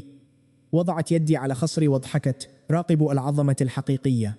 استغرقني الأمر 13 عاما لأجد نصلا يستحق قبضتي. ضحكت وسحبت سيفي صرخة السماء ببطء شديد. أضاء النصل المكان كولاة نجم جديد. سحبته لنصفه فقط، وكادت عين أليسيا تقفزان من جمجمتها رعبا وذهولا. صرخت بهلع شديد، صرخة الإله. هذا مستحيل تماما. لقد تركته في الكنيسة. حينها ضاقت حدقات الدايلينغ وكوفينور كالرماح. تبادلت نظرة سريعة مليئة بالرعب، وأدركت هويتي الحقيقية. في لحظة لكمت كوفينور رأس أليسيا بعنف شديد لتخرسها. رمت الدايلينغ نفسها نحوي تتصنع اللطافة المقززة. أخي الأكبر نوح، يمكنك الخروج من هنا الآن. لقد رأينا جميعا مدى روعة هذا السيف الإلهي. كنت أضحك ولم أكلف نفسي عناء سماع ترهات أليسيا. وقفت ببرود تام حين صفق الباب بوجهي مجددا. الحاجز السحري تفعل مجددا في الداخل. كانت دايلينغ وكوفينور تقفان مكتوفتي الأيدي ترمقان أليسيا باحتقار. سمعتهما تهددان. أيتها البطلة الهاربة أليسيا كلاين، لو كشفنا موقعك الآن سيبدأ عرض الآلهة المسرحي. البطلة ضد ملك الشياطين. لتبدأ المهزلة. سخرت دايلينغ. ألا ترين أن وجه أليسيا أصبح شاحبا كشبح ميت؟ لو رآك نوح بحالتك هذه سيحتقرك تماما. دراما تافهة. أشارت أليسيا نحو لينجر بإصبع يرتجف رعبا وضعفا. كيف أصبحت أنت القديسة دايلينغ؟ لكن انظري لحالك. أليس من المفترض أن تكوني كلبة مخلصة للكنيسة وآلهته المزيفة للأبد؟ توى وجه دايلينغ باحتقار شديد. تسكم من الأحمق الذي قد يضحي بنفسه من أجل الكنيسة وآلهتهم. أنتم تدركون مثلي تماما تفاهة هذا النقاش. تابعت. ولائي لكرامتي وعقلي وحدي فكري. كيف تكسبين رضاي الآن أيتها البطلة المزيفة؟ لا تريدين أن أفشي سرك لنوح، صحيح؟ ترنحت أليسيا بصدمة، وضعف كل ما عرفته عن هذه القديسة انهار وتدمر أمام عينيها تماما. تنهدت كوفينور بملل، وأمرت أليسيا المصدومة بالجلوس فورا. الحكم على الآخرين بالمظاهر، ثم ما التوهم الساذج بأنك تفهمين قلوب وأرواح الناس. تلك هي خطوتك الأولى نحو الهاوية والسقوط. يقتبسون كلماتي، قال نوح. ذلك لا أهتم حقا. لماذا فقدت عقلك واختبأت خلف خرق متسوة بائسة؟ سنسمح لك بمرافقتنا. سنخفي هويتك الحقيقية عن الجميع، لكن ليس من أجلك أنت. لا أريد أن يشعر هو بالخيبة حين يكتشف أن بطلة العالم مجرد جبانة خائفة ترتدي الخرق. راحتي وإسعاده هي مسؤوليتي كشريكة له. يا للحماقة. ضحكت دايلينغ. شريكة من الزوجة ومن المحظية هو أمر لم يحسن بعد. أما بالنسبة لك أيتها الساحرة الضعيفة جسديا، ألم تلاحظي حتى الآن أن بطلتنا العزيزة أليسيا قد وقعت بالفعل في حبي؟ نقاشات فارغة لا تعني لي أي شيء. تراجعت كوفينور بصدمة. أمسكت كتفي أليسيا بقوة وصرخت. أليسيا انطقي بأي شيء. أدارت أليسيا وجهها بضعف. تهربت من نظراتها ولم تنكر حرفا. كانت مصدومة من دقة ملاحظة دايلينغ مرعبة. ساعات قليلة فقط كانت كافية لتفضح كل نظرة مسروقة وتعبير خف. أفلتت كوفينور قبضتها بيأس. حسنا، سأثبت لكما بسحري مدى ضعفكم وعجكم الحقيقي. أنتما مجرد محظيتين ولا شيء أكثر من ذلك. ونادوني بالأخت الكبرى. ضحكت دايلينغ بسخرية. يا لها من ثرثرة فارغة من ساحرة مقيدة بشرنقة ملعونة. همست أليسيا بصوت يكاد يسمع. أنا أقبل بأي شيء إذا كان خصومي أنتم، فلا توجد مشكلة. ماذا؟ دعنا نتفق أنا وأنت على شيء. أنا لا أكترث بينما يعقدنا بالداخل ما يشبه قمة حرب ساذجة لتحديد من سفوزي بلقب زوجتي. نقاش لم أدع إليه أساسا، ولم يصلني منه سوى صراخ مكتوم مزعج عبر الباب المغلق. تركت دراما الغرفة السخيفة خلفي. جلست متربعا في الرواق البارد. دخلت في حالة تأمل عميقة. وقمت بإنارة بطاقة شخصيتي الثانية بينما يعقد نقمتهن السرية. أنا كنت أضاعف قوتي بصمت. بطاقة شخصيتي الثانية وصلت أخيرا إلى نسبة 100%. تجسدت الصورة بوضوح أمامي: كوروساكي، إتشيجو شينيجامي، كوينسي، وهول سلالة دماء ثلاثية مرعبة لحاصد أرواح بديل. المحعرب الذي سخر حياته لحماية الآخرين أومأت برأسي ببرودة. إذن هذه هي خطة النظام اللعين. البطاقة الأولى: زورو، منحتني روح القتال، تقنيات السيف، والإيمان بمسار أشورا الدموي. أما البطاقة الثانية فستمنحني إمكانيات لا متناهية حقا. هاكي التصلب وهاكي الملك قدرات مبهرة، لكنها في النهاية مجرد قوة بمستوى البشر الفانين. لا يمكنها إطالة عمري، لا تبلغ عالم الروح القدس، وبطبيعة الحال لا تصنع مني إلها. في مقارنة الطاقة الخام، هاكي التصلب خاصتي أضعف من فرسان نفس المستوى هاكي الملك، والملاحظة فقط ما أبقاني أندادا للعباقرة الحقيقيين. دار ضوء البطاقة حولي كالعاصفة وتغلغل بهدوء في أعماق روحي. قوى الشينيجامي خطوة الوميض لا يمكنني تعليمها لأحد قوى الهولو والانفجار المعزز، لا يمكنني تعليمها لأحد قدرات الكوينسي ودرع الدم، لا يمكنني تعليمها لأحد السلالات الثلاث تندمج في أعلى مستوى البانكاي، وقوتي هذه لي وحدي. ستنمو هذه القوى الخارقة بنموي، كان علي فقط القسم بحماية من يقفون بجانبي. انتهى الأمر، أسلوب حياتي أصلا في النهاية. نحن نصنع قدرنا، أليس كذلك؟ غمر النور الساطع روحي في لحظة، ثم ضربني الأثر الجانبي الملعون فجأة. ارتجفت إذناي بخفة. اسمعني جيدا، من الآن فصاعدا لن أستمع لثرثرة الأعداء السخيفة. لا يهمني توسلهم للرحمة، ولست مضطر لفهم ألغازهم الغبية. سأمزقهم بسيفي وحسب الحرف المقدس دي، يعني الصمم. ماذا قلت؟ لم أسمعك. جسدي بالكامل يمر بتحول جذري الآن.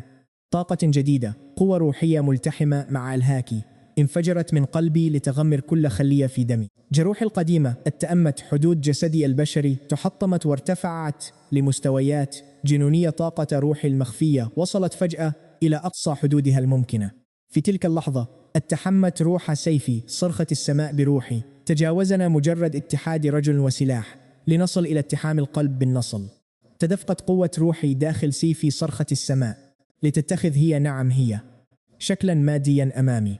أدركت الشيكاي والبانكاي قبلي. نظرت إلى عالمي الداخلي، بحيرة صافية، هواء هادئ، وقمر أبيض يضيء كل شيء من حولي. ضحكت وقالت: أدخل هنا يا نواه، لقد أجبرتني على الاستيقاظ وأنا منزعجة من ذلك. الآن يمكنني أن أبرحك ضربا. فتحت عيني. كثافة طاقتي وحجمها وجودتها أصبحت في مستوى مرعب يتجاوز كل ما عرفته سابقا. قفز مستواي من 4 إلى 5 فارس من المستوى الخامس. نواه 18 نواه، هل تسمعني؟ تجمد الزمن حولي. سحبت إلى عالمي الداخلي. تعال وقاتلني يا نواه. تريد الشيكاي والبانكاي. أهزمني أولا. أدركت ما يحدث في أقل من ثانية. كان هذا صوت صرخة السماء، سيفي الوحيد. هذا هو عالمي الداخلي، وقد تطورت هي جنب إلى جنب مع طاقتي. تتبعت الصوت نحو وسط غابة، حيث توجد بحيرة نقية تعكس ضوء القمر بشكل مثالي. وتقف على سطح الماء طفلة صغيرة، خدود ممتلئة، وجه لطيف، تحمل نسخة ضخمة من صرخة السماء أكبر من جسدها بالكامل. ترتدي فستان بلون غمد سيفي بشعر أبيض طويل ينسدل على صدرها، وتقف حافية القدمين فوق ماء البحيرة. لماذا تبديني كطفلة صغيرة؟ من المفترض أن تكوني روح السيف، باردة، قاسية، وبلا مشاعر. إن لم تكوني كذلك، كوني امرأة ناضجة على الأقل. أنا لا أتعامل مع الأطفال. بدأت البحيرة تضطرب بسبب أفكاري الفوضوية. نفخت صرخة السماء الصغيرة خديها، ووضعت يديها على خصرها، وقالت: أنت المنحرف، لقد كنت مختومة، ولم أقاتل أحدا بشكل حقيقي أبدا. بالنظر لعمري، أنا طفلة بالتأكيد. علاوة على ذلك، مظهري هذا يتشكل بناء على طاقة روحك أنت، لذا مظهري يثبت أنك مهووس غريب الأطوار. أشرت إلى وجهي مصدوما. هل ترون هذا؟ أنا مهووس بالأطفال. في حياتي السابقة لم أهتم أبدا بهذه التفاهات. النساء الناضجات والجميلات هنا فقط من يسيطرن على أحلامي. لا بأس بالنساء الأكبر سنا أيضا، لا تفتري علي. نظرت إلي صرخة السماء باشمئزاز شديد وقالت: أيا كان، اخترت إتباعك. لذا أنا عالقة معك أيها السيد المنحرف الحثالة الآن. قاتلني البانكي يبعد حوالي 100 مليون نقطة تدريب. تعلم الشيكاي أولا وادفعه إلى أقصى حدوده، وإذا لم يرضني أداؤك في القتال فسأقوم بقتلك بلا تردد. لم أستيقظ من نومي الأبدي لأشعر بخيبة الأمل هززت رأسي. لم أستطع إجبار نفسي على مقاتلة طفلة صغيرة. رنين معدن ظهرت في وجهي ابتسامة متعطشة للدماء. النصل يتجه لأعلى وتوقف على بعدي بوصة من حلقي. سحبت سيفي بالغريزة. صوت استدام تشابكت سيوفنا الروحية وتطاير الشرار، لكن رد فعلي كان بطيئا ومتأخرا جدا. حطمت دفاعاتي في جزء من الثانية وضغطت بنصلها البارد مباشرة على رقبتي. مررت النصلة بخفتي على خدي ثم أخفته خلف ظهرها. كانت تنتظر. قلت لها: آسف يا صرخة السماء، حكمت عليك من مظهرك. خطأ مبتدئ غبي. حصلت للتو على قوة جديدة وسمحت للغرور بأن يجعلني مهملا. شكرا على هذه الصفعة الموقظة. تراجعت وعدلت. وقفتي راشمون. قلدت حركتي ببراعة تامة. نفس التقنية. اصطدمنا بقوة مرعبة رنين حاد. بعد التحام آخر أصبحت بكتف أيسر مثقوب ينزف وجروح تغطي كامل جسدي. أما صرخة السماء لم تخش حتى. قالت بابتسامة رضا صغيرة. اقتربت. هاكي الفاتح، هاكي التسلح، هاكي التنبؤ، وطريق سيف الأشورة العظيم. كل ما تعرفه أعرفه. تلك القوة المدمجة الجديدة والطاقة الروحية أمتلكها أنا أيضا. حتى ترضيني تماما لن أمنحك أمر التحرير قوتي الحقيقية. ذلك النوع الأول من الشيكاي الذي يزلزل العالم. هل شعرت بالإحباط؟ مستحيل. أرجعت رأسي للخلف وضحكت عاليا للقمر. ها، إذا مهارتي في السيف لا تزال مليئة بالعيوب، وأنت لم تستخدمي حتى خطوة الومض أو التحول لهولو أو درع الدم الساكن، ولم تريني قدرات الشيكاي أبدا. دمي يغلي. تجمدت صرخة السماء وتنفذ بهدوء خطوة الوميض، التحول لهولو، درع الدم. أنت لم تستخدمها بعد، لذا أنا لا أعرفها أيضا، ولا يمكنني استخدام الشيكاي حتى ترضيني في القتال. أنا أريد استخدامه أيضا. بفضل الحرف دي الصمم لم أسمع شيئا. هجمت مجددا وما تلا ذلك كان مجرد مجزرة. برق هاكي الفاتح. مزق عالمي الداخلي. حطام ودخان في كل مكان. وقفت صرخة السماء محاطة بهاكي فاتح أسود كثيف. ضغطها يتجسد كعاصفة مادية قادرة على تحطيم عقل أي فارس عادي في لحظات. وأمامها أنا مغطى بجروح عميقة تكشف العظام. الدماء تقطر من أطراف أصابعي وتغرق مقبضة سيفي بالكامل. عظامي تأن وتتجاوز حدودها. رؤيتي مشوش. جسدي ينهار، لكن ظهري لم ينحن قط ولا مليمتر واحدا. صدقني، هكذا أقاتل. تبدلنا 1000 ضربة ونفذت تقنية العوالم 3100 مرة. لم تنزف قطرة واحدة. تبخر الألم من عروقي تماما الآن. لم يبق سواي وسيفي وإصرار بارد كالموت. هيفنز كراي، شكرا لك. العثور عليك هو الشيء الحقيقي الوحيد في حياتي. كان صوتي مبحوحا، لكن كل كلمة رنت كالفولاذ القاطع. ثم انفجر هاكي الفاتح من جسدي ليمزق قبة ضغطها بقوة ويحطم السماء فوقنا تماما. ملأ غناء السيف عالمي الداخلي كحليف وحيد. في تلك اللحظة حدث التحول النهائي. تجسد استنساخان شبحيان بجانبي للقتال. 3 أجساد، 6 سيوف، ونور بارد يلمع. هبط أشورا ب3 رؤوس و6 أذرع. تجسيد لمذبحة لا تنتهي. كان هذا كل ما أملك للنجاة. الهدية الأخيرة من البطاقة الأولى. سحب أشورا سيوفه لتبدأ رقصة الموت. أصبحت ملامح هيفنز كراي جادة وقاتلة. قلدتني تماما. 3 رؤوس و6 أذرع. أشور الخاص بها ورقصة الموت صوتان، تقنيتان متطابقتان بلا أي تراجع. كان الاصطدام بيننا بمثابة نهاية العالم. شق الانفجار عنان السماء وانفجرت طاقة السيف لتشكل عاصفة هوجاء امتدت لآلاف الأميال. اخترقت الموجات الصدمية غيوم الرعد ووصلت إلى القمر، بينما صرخ المعدن ضد المعدن بقوة. هل تعرفون معنى الألم؟ أمطرت الشرارات كالنجوم. تحطمت نسخ أشورا وتلاشت ومزق رد الفعل. جسدي المدمر بالفعل من 1000 ضربة سابقة. انشقت يداي، تمزقت ذراعي، وتشنجت مسارات طاقتي. لكن عيناي الحمراوين بقيت مثبتين على الهدف. ضغطت على أسناني حتى كادت تنكسر، ورغم انهيار جسدي قبضت على هذا السيف بكل ما تبقى لي من قوة وإرادة. طريق سيف أشورا لا يستسلم أبدا. وعندما تلاشت العاصفة أخيرا، حفر جرح عميق يكشف العظام على صدر هيفنز كراي. لم تحمل عيناها سوى الرضا والفرح الشديد. نظرت إلي وأنا بالكاد على قيد الحياة وأنفاسي شبه معدومة، ثم قالت بصوت خافت ومبحوح مليء بالقبول التام: اسمع يا نواه، لقائي بك هو أفضل ما حدث لي. أيضا سقط فاقدا للوعي، لكن حتى في سقوطي رفضت طاقة السيف الملتفتة حول جسدي أن تتبدد.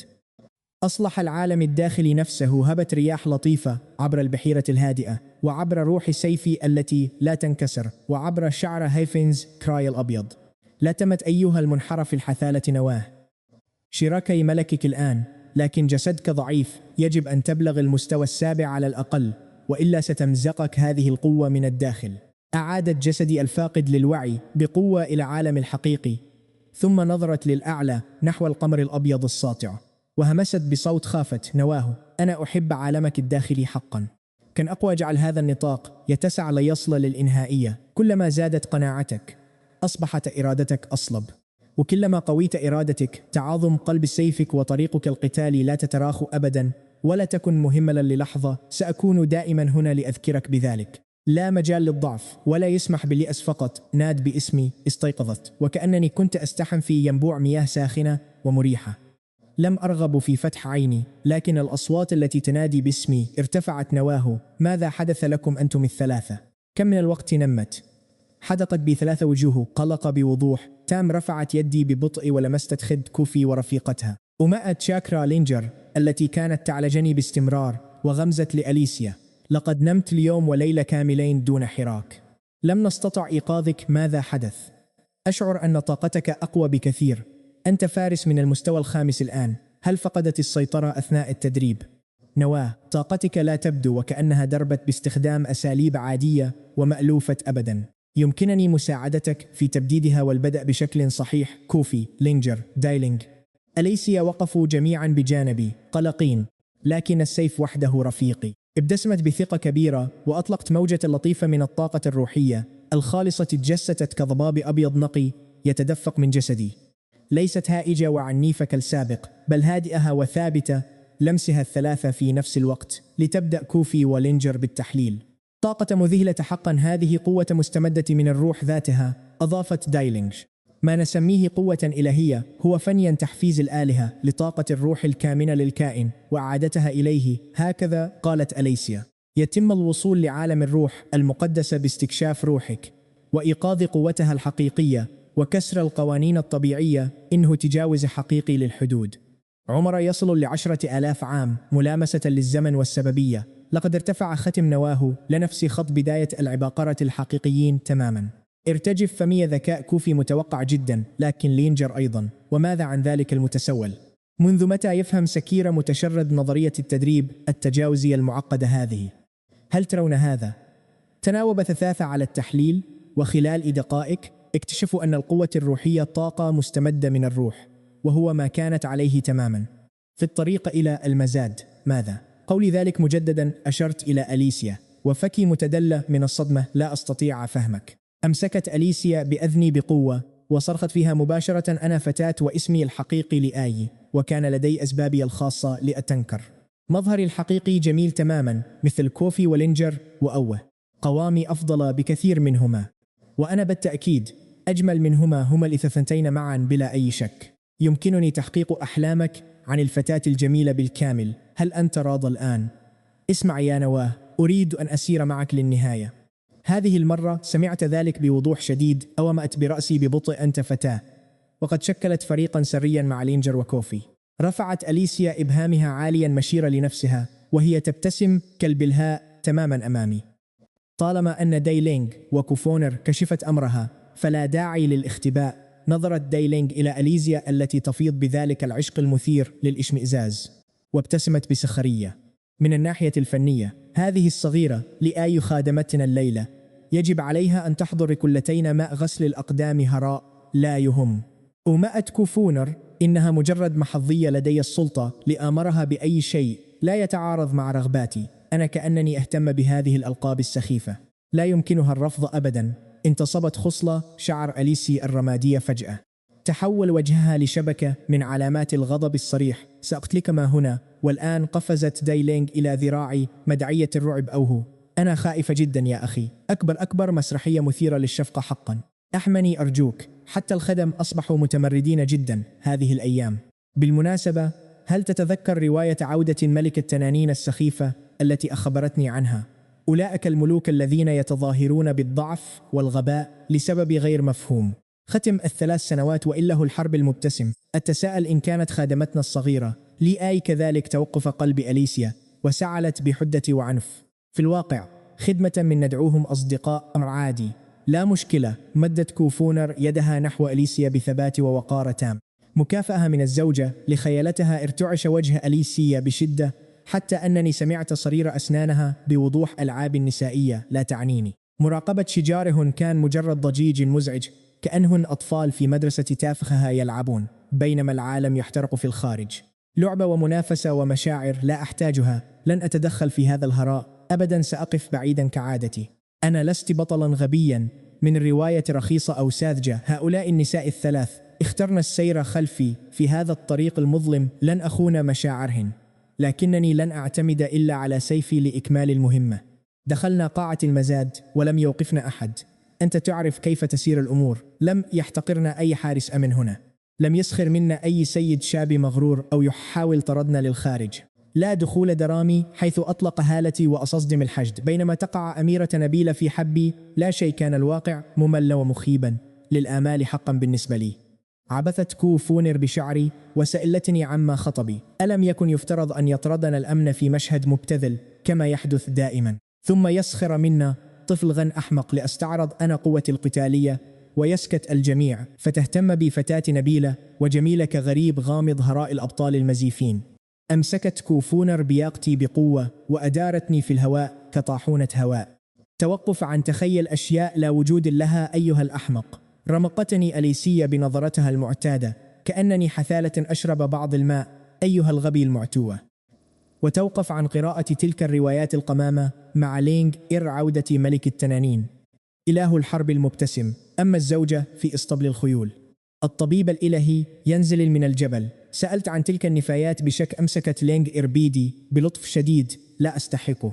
لقد سجلنا وتحققنا من أموالنا سسبقا، بالإضافة إلى أنك الشخص الذي واجه نبيلا عظيما من أجل لي إلى بطولات وهمية هنا. كل الفصائل في مدينة تضوء القمر حققت عنك بدقة تامة، وأيضا أنت تمشي الآن محاطا بثلاث نساء دفعة واحدة. كل فتاة نبيلة هنا تظن أنك منحط بلا لا أحد سيقع في حبك. حسنا. أنا لا أهتم بهن على أي حال. هذه منطقة محظورة لا يدخلها العوام. عقدت كوفونر ذراعيها. هذا هو الشيء الوحيد الذي أتفق معها فيه في هذا العالم. رفعت أليزيا إبهامها للينغ إر بينما قلت أحلامي كملك التنانين تحطم تم اصطحابنا لغرفة خاصة بعيدا عن الأنظار المزعجة. بالداخل طعام فاخر ونبيذ ممتاز وخادمات جميلات يركعن لخدمتنا بصمت. لم أكد إنه ابتسامتي الساخرة. اتحدت النساء الثلاث ككيان واحد وطردن الخادمات للخارج بلا رحمة. أمام نيت القتل المشتركة لثلاث نساء أسطوريات وقفت مطيعا أواجه الجدار لتجنب الصداع، ثم تردد صوت طفولي ناعم في عقلي: يا لك من سيد مثير للشفقة. حتى أنا لم أعد أحتمل مشاهدة هذا بكاء السماء. تلك الشقية الصغيرة تسخر مني. قبضت على مقبضها بقوة. كيف تجرؤ؟ جسدك ضعيف جدا. استغل هذه الفرصة لتأكل كل شيء. فعل عودة الحياة لتسريع امتصاص العناصر الغذائية وتقوية نفسك الآن، وإلا عندما تستخدم إطلاق الشكاي لن ينجو جسدك الهش أبدا. ماذا قلت أيتها السيف؟ يمكنك استخدام الشكاي، لكن جسدك هش جدا وطاقتك الروحية منخفضة للغاية لإطلاق مستمر. ناهيك عن الشكاي الدائم القوة تطلب ثمنا. الآن تحول إلى وحش خنزير. وكل هل تسمعني أيها السيد الحثالة الأصم والمنحرف المثير للشفقة؟ هذه المرة سمعتها بوضوح. أمر إطلاق الشكاي كان محفورا في روحي كوشا من نار يمكنني استخدامه كوحيد، لكن جسدي لا يحتمل ذلك بعد. لا توجد طاقة روحية كافية لإطلاق طويل الأمد. كان البانكاي حلما بعيدا لسياف مثلي. لينغ إر لآي ساعدا كوفونر في شراء أدوات كسر اللعنة. أحتاج للأكل. جلست أمسكت الطعام بيدي وتحولت لآلة بلا مشاعر. كوفونر التي عاشت معي لأكثر من عامين وشهدت جنوني شرحت بهدوء لأليسيا ودايلين المرتبكتين: أنا أستخدم تقنية تنقية جسد فريدة تسمى عودة الحياة، تتيح لي امتصاص كل العناصر الغذائية من الطعام 100% للقتال. لا تقلقن بشأن شبعي، لقد أكلت يوما ما وحشا سحريا يزن 10 أطنان كاملة في نصف يوم فقط لأبقى حيا. أضاءت عين داي لينغ في رسائلي، كتبت: لا يوجد طعام لا يمكنني إنهاؤه، بل طعام لا يكفي لسد جوع المعركة. ظننت أنني أقصد عدم إهدار الطعام، هذا ما عنيته حقا. قالت أليسيا: إذن لا توجد مشكلتي، دعه يملأ جسده للقتال. كانت هناك مشكلة كبيرة لمطبخهم في الأسفل. كان سيد مدينة ضوء القمر كوجينات وسط مفاوضات سياسية رفيعة المستوى حول توزيع الأرباح. أنت تعرف كيف تسير الأمور. اقترب خادمها بتعبير مضطرب للغاية. تجمد وجه سيد المدينة ثم تعافى، وأكمل اجتماعه التافه حتى لم يعد قادرا على تجاهل الكارثة التي سببتها وحيدا. سأل أحدهم: هل هذا الفتى وحش؟ 30 طن من الطعام اتهمتها لأول مرة في حياته. اضطر حاكم المدينة للنزول مذعورا إلى المطبخ بنفسه. الطهاة سقطوا أرضا من الإرهاق، والبدلاء الجدد ألقوا نظرة واحدة على المشهد وهربوا كالأرانب. تلعثم الخادمة موضحا: بقية الضيوف النبلاء يريدون الطعام، لكن لم يتبقى لهم أي شيء. لقد اتهمت وحدي مؤن شهر كامل، كانت مجهزة لجميع ضيوف المزاد المرموق، وما زلت أصرخ بأنني جائع، بطني يرفض الاكتفاء. المعارك السياسية، الحملات العسكرية، وصراعات السلطة، كوجينات تعامل معها بسهولة، لكنه الآن وقف متجمدا أمامي. صرخخ يأمرهم بنقل احتياطيات منزله وإحضار طهاته وخدمه وشراء أغلى المكونات من السوق من أجلي.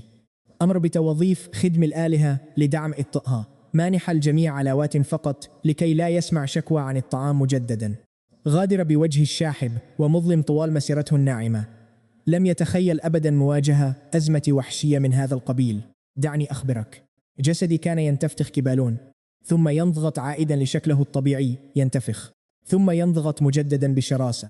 دورة قاسية، تحول كل شيء لطاقة حياة. بينما راقبت ديلينج وأليسيا المشهد بأيدي ترتجف على أفواههما، أعطتني أليسيا الماء ومسحت ديلينج وجهي.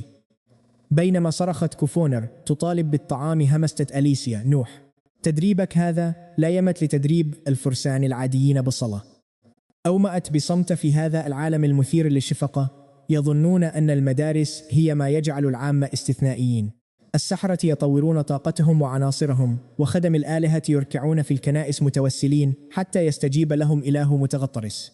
أما الفرسان فيحتاجون لمعلم وأدوية وتدريب موجه ليفتحوا نقاط طاقتهم. يا لها من هشاشة تثير السخرية. لم أحظى بمعلم ولم أدخل مدرسة، لذا من الطبيعي أن تكون قوتي وتقنياتي الدموية مختلفة تماما عن هؤلاء الفرسان العاديين. قفزت أليسيا بحماس ساذج: بينما نعالج لعنة كوفونر، يمكنني أن أكون معلمتك الخاصة. سأبدأ معك من الأساسيات. هززت رأسي برفض قاطع: وفري جهودك، فمساري الدموي قد رسم وانتهى. أساسيات هذا العالم لا تناسبني لحظة. هل أنت فارسة؟ في الواقع أنا من يجب أن يعلمك القتال الحقيقي. حاولت تعليم كوفونر، لكن لعنتها تعيق كل شيء. هاكي التصلب، التنبؤ، ومهارات السيف، لا شيء ينفع معها. لكن هاكيه الملكي يولد مع الإرادة القوية، ربما تملكان هذا. كوفونر لديها الإمكانيات الكامنة، لذلك بالتأكيد. أدركت فورا أن الهاكي الملكي هو مجرد تجسيد للإرادة الروحية القاهرة، ولعنتها التافهة تمنع تفعيله فقط. ضحكت لينجر بخفة بينما تجمدت أليزيا من شدة الإحراج. عبقريتان أسطوريتان تتلقيان الدروس من سياف يتيم علم نفسه بنفسي. يا لها من وقاحة. لكن كوفونر انبرت للدفاع عني بشراسة كعادتها، تلعب دور الزوجة الأولى بإتقان. أتباع يشككون في قدرات سيدهم. قل بحزم: دعوني أعلمكم القوة الحقيقية. إذن الهاكي الملكي يسحق الأعداء ويزيل أهام العقل، وتقنية التصلب المتقدمة تريو تمنحك اختراقا للدرع وضربات داخلية مميتة. وهاكي التنبؤ يقرأ الحركات ويكشف المشاعر، يحدد المواقع، وفي ذروته يرى المستقبل نفسه. حاليا يمكنني رؤية 30 ثانية للأمام. أفعله متى أردت، وسيتطور أكثر كلما ارتفع مستواي. نحن نعرف قواعدهم. السحرة يحتاجون للمستوى العاشر لرؤية المستقبل. هل يستطيع فرسانهم المدللون التنبؤ به؟ وهل يستطيع خدم الآلهة؟ المحاكمة الإلهية للتنبؤ ستقتلهم حتما إن فشلوا الآن. هل ما زلتما أيتها التابعتان تجرؤان على القول بأنكما لا تريدان تعلم رؤية المستقبل؟ جفلت ديلينغ وأليسيا وكأنهما صعقتا بالكهرباء، فرؤية المستقبل بالنسبة لهما هي منطقة محرمة تخص الآلهة. الماضي والمستقبل يقبعان تحت سلطة الآلهة المزعومة. السحرة الحمقى الذين يمارسون سحر التنبؤ يحرقون طاقتهم العقلية بالكامل ويضحون بسنوات من أعمارهم فقط لالتقاط رؤى ضبابية لا نقيم لها. وخدم الآلهة يخضعون لمحاكمات مميتة لتمنحهم آلهتهم مجرد تلميحات تافهة وليس رؤية واضحة المستقبل. إن فشلوا في المحاكمة يموتون الفرسان، يقرؤون الخصوم بالخبرة، يتوقعون الحركات ويستشعرون نية القتل، لكن كل ذلك لا يرقى أبدا لأن يكون رؤية حقيقية للمستقبل. رؤية المستقبل بوضوح دون دفع أي ثمن. حتى كائنات عالم الروح المقدسة تعجز عن تحقيق ذلك. ربما أنصاف الآلهة يستطيعون، لكن لا شيء مؤكد. وقفت واضعا يدي على خصري، أبتسم بغرور المنتصر. متفاجئتان، هل ترغبان في التعلم الآن؟ ألقت ديلينج بنفسها فجأة على صدري. نوح أخي الأكبر، أريد بشدة أن أتعلم. إذا أتقنت هاكي التنبؤ سأتمكن من النجاة ولقائك بجسدي الحقيقي في وقت أسرع. حينها يمكننا التعانق بجسدي الحقيقي وليس هذا المستعار. هتفت كوفونر وأليسيا بصوت واحد منتقدتين. يا لك من وقحة، تستخدمين هذه الحيلة. لكن أليسيا تردت. كنت أرى تروس عقلها الساذج تدور. كانت قلقة من أن تعلم تقنياتي واستخدامها ضدي لاحقا بعد كشف هويتها سيجعل أي انتصار لها يبدو كغش رخيص. تقنيات مسروقة ومبارزة غير عادلة. لاحظت كوفونر ذلك وهمست لها بما نعرفه أنا وأنت. نوح لا يهتم أبدا بالعدالة. كلماتي الدقيقة كانت المبارزة العادلة مجرد وهم منعكس على الماء. الحياة قاسية وغير عادلة منذ لحظة ولادتك البائسة. الكوارث والحظ السيء يتواليان دون توقف. هذه هي ببساطة الطريقة المتعطشة للدماء التي يعمل بها هذا العالم. اسمعني جيدا، هل يجلب البكاء وتوسل العدالة أي منقذ؟ البحث عن تلك الظروف العادلة المزعومة هو مجرد جبن مطلق. حين تغزو الشياطين وتضرب الكوارث وحين تتلاعب الآلهة ببيادقها فهم لا يمنحونك أبدا أي وقت للتحضير أو الاستعداد. لا يعرضون شروطا عادلة قط. حتى لو أتقنت هاكي التنبؤ فهذا لا يضمن لك أنك ستهزمه على الإطلاق.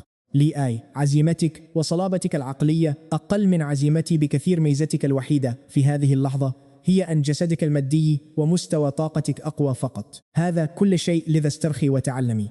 عندما أواجه أليسيا في النهاية فإن معرفتي بأنها أقوى ستزيد من حماسي. صمتت أليسيا ثم تحولت عيناها الغائمتان لصلابة الفولاذ قائلة: شكرا كوفونا، سأجد نفسي مجددا في هذه الرحلة القاسية. بينما نكسر لعنتك سأبني قوتي من الصفر تماما وأقدم لك مفاجأة حقيقية. لوحة كوفونا بلوئبالا لا حاجة لامتنان. محظية إبقاء رجلي سعيدا في جميع الأوقات هو الواجب الأساسي للزوجة الرئيسية. تحتاجين فقط أن تكوني بديلا جيدا. حين أتعب كادت أسنان أليسيا أن تتحطم من شدة الضغط عليها بغضب. أنت لقد بدأت للتو في الإعجاب بك وعاد الأمر للسلب فورا. كيف لم ألاحظ أبدا أنك لا تطاقين هكذا؟ كوفونها الكلبة الضالة تكشر عن أنيابها. أخيرا أمر مسل جدا. بعد عدة أنفاس عميقة تخلت أليسيا عن الجدال وجاءت لتجلس بجواري تماما من أجل تلقي الدروس. داخل المقصورة الخاصة كانت كوفونا تتصفح دليل المزاد عبر شاشة تنقر على العناصر وتدخل الأسعار. تتسوق إلكترونيا ببساطة للبحث عن مواد كسر اللعنات. إذا لم يزايد عليها أحد عندما يعرض العنصر فستفوز به تلقائيا دون أدنى جهد. أمسكت بيدي دايلينغ وأليسيا بقوة. وجهت أنواع الهاكي الثلاثة عبر راحة برق رفيع أسود وأحمر تناثر حول أصابعهن بوضوح. هاكي الملك شعرت أيديهن وكأنها غلفت بقفازات حديدية غير مرئية. هاكي التسلح. ثم جاء شعور المعرفة دون رؤية. التنبؤ هاكي. تنبؤ يجعلك تستشعر الأعداء من حولك دون استخدام حواسك الخمس أبدا. نسخة. كل شخص تتطور بشكل مختلف حسب شخصيته وتجاربه. لا يوجد شخصان يمتلكان نفس نوع هاكي التنبؤ. في ذروته المطلقة يمكنك رؤية المستقبل، وبما أنكما مهتمتان بالتنبؤ فسأركز كليا على ذلك الجانب. التسلح والملك سأغطيهما كجانب إضافي بعد ارتفاع مستواي الأخير. بات نطاق تنبؤي يغطي 50 كيلومترا. إنه نشط الآن، أستطيع رؤية 30 في المستقبل باستمرار. طالما أبقيته مفعلا يكلفني ذلك فقط طاقة عقلية وقدر لا تحمل جسدية. بدأت يد دايلينغ تتخدر من لمس برك هاكي الملك المتجسد أمامها. داخل جسد المؤمنة المستعار كانت القوة الإلهية تنضغط بفعل الهاكي الخاص بي. إن لم تقاوم بنشاط فسيتم ختمها بالكامل. فكروا معي هنا، هاكي الملك يتطلب موهبة فطرية، وهذا الجسد لا يملكها بالتأكيد. لكن جسدي الحقيقي ربما سأعتبر الأمر مجرد خدعة قتالية. فالتنبؤ هو ورقتها الرابحة الحقيقية دائما. فهمت أليسيا الأنواع الثلاثة أسرع من دايلينغ، إنها اختلافات القوة الواضحة بين المحاربة والكاهنة. أجرت محاكاة عقلية واحدة فنفذها جسدها فورا. اتفت طاقة سوداء حول ذراعها المرفوعة. إنه هاكي التسلح الخاص بها ومن المحاولة الأولى. نفضت ذراعها مبتسمة بشدة. تدفق الطاقة داخل جسد الخصم يخلق الريو. إنها ضربة مدمرة داخلية. غل في جسدك وسيصبح درعا خفيا ضد خصوم من نفس المستوى، فرسان أو سحرة أو خدم آلهة. سيضيف ربما نصفا بالمئة لمعدل فوزك. لم أتفاجأ أبدا. هاكي التنبؤ أظهر لي هذا المستقبل مسبقا. موهبتي لي آي كانت تتجاوز البشر. ثم أدركت كل من دايلينغ وأليسيا شيئا في نفس الوقت. تبادلتا نظرة مليئة بالرعب الخالص. التسلح والملك كان رائعين، لكن يمكن التعامل معهما. التنبؤ كان قوة مكسورة. لم ترصد أي منهما أي تغيير في هالتي عندما قمت بتفعيله. لا شيء إطلاقا، صفر. لو كنت عدوى لهما فإن كل حركة سيقمن بها خلال 30 ثانية القادمة كانت تعرض بالفعل داخل رأسي كفيلم سينمائي. وطالما أبقيته قيد التشغيل كان مستقبلهن بالكامل يقبع بين يدي وتحت رحمتي. هل هناك أي قيود أو تدابير مضادة؟ سألت من كل الجانبين بالطبع. أولا، تحتاج لتركيز هادئ.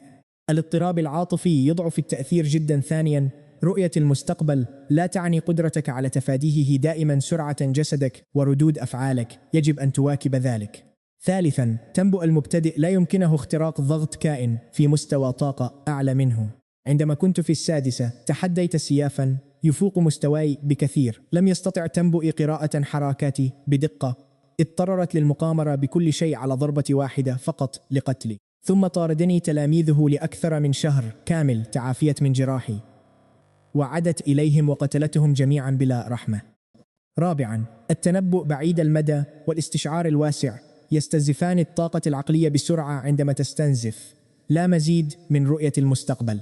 خامسا، تقنية قتل التنبؤ يمكنها إبطال هاكي التنبؤ.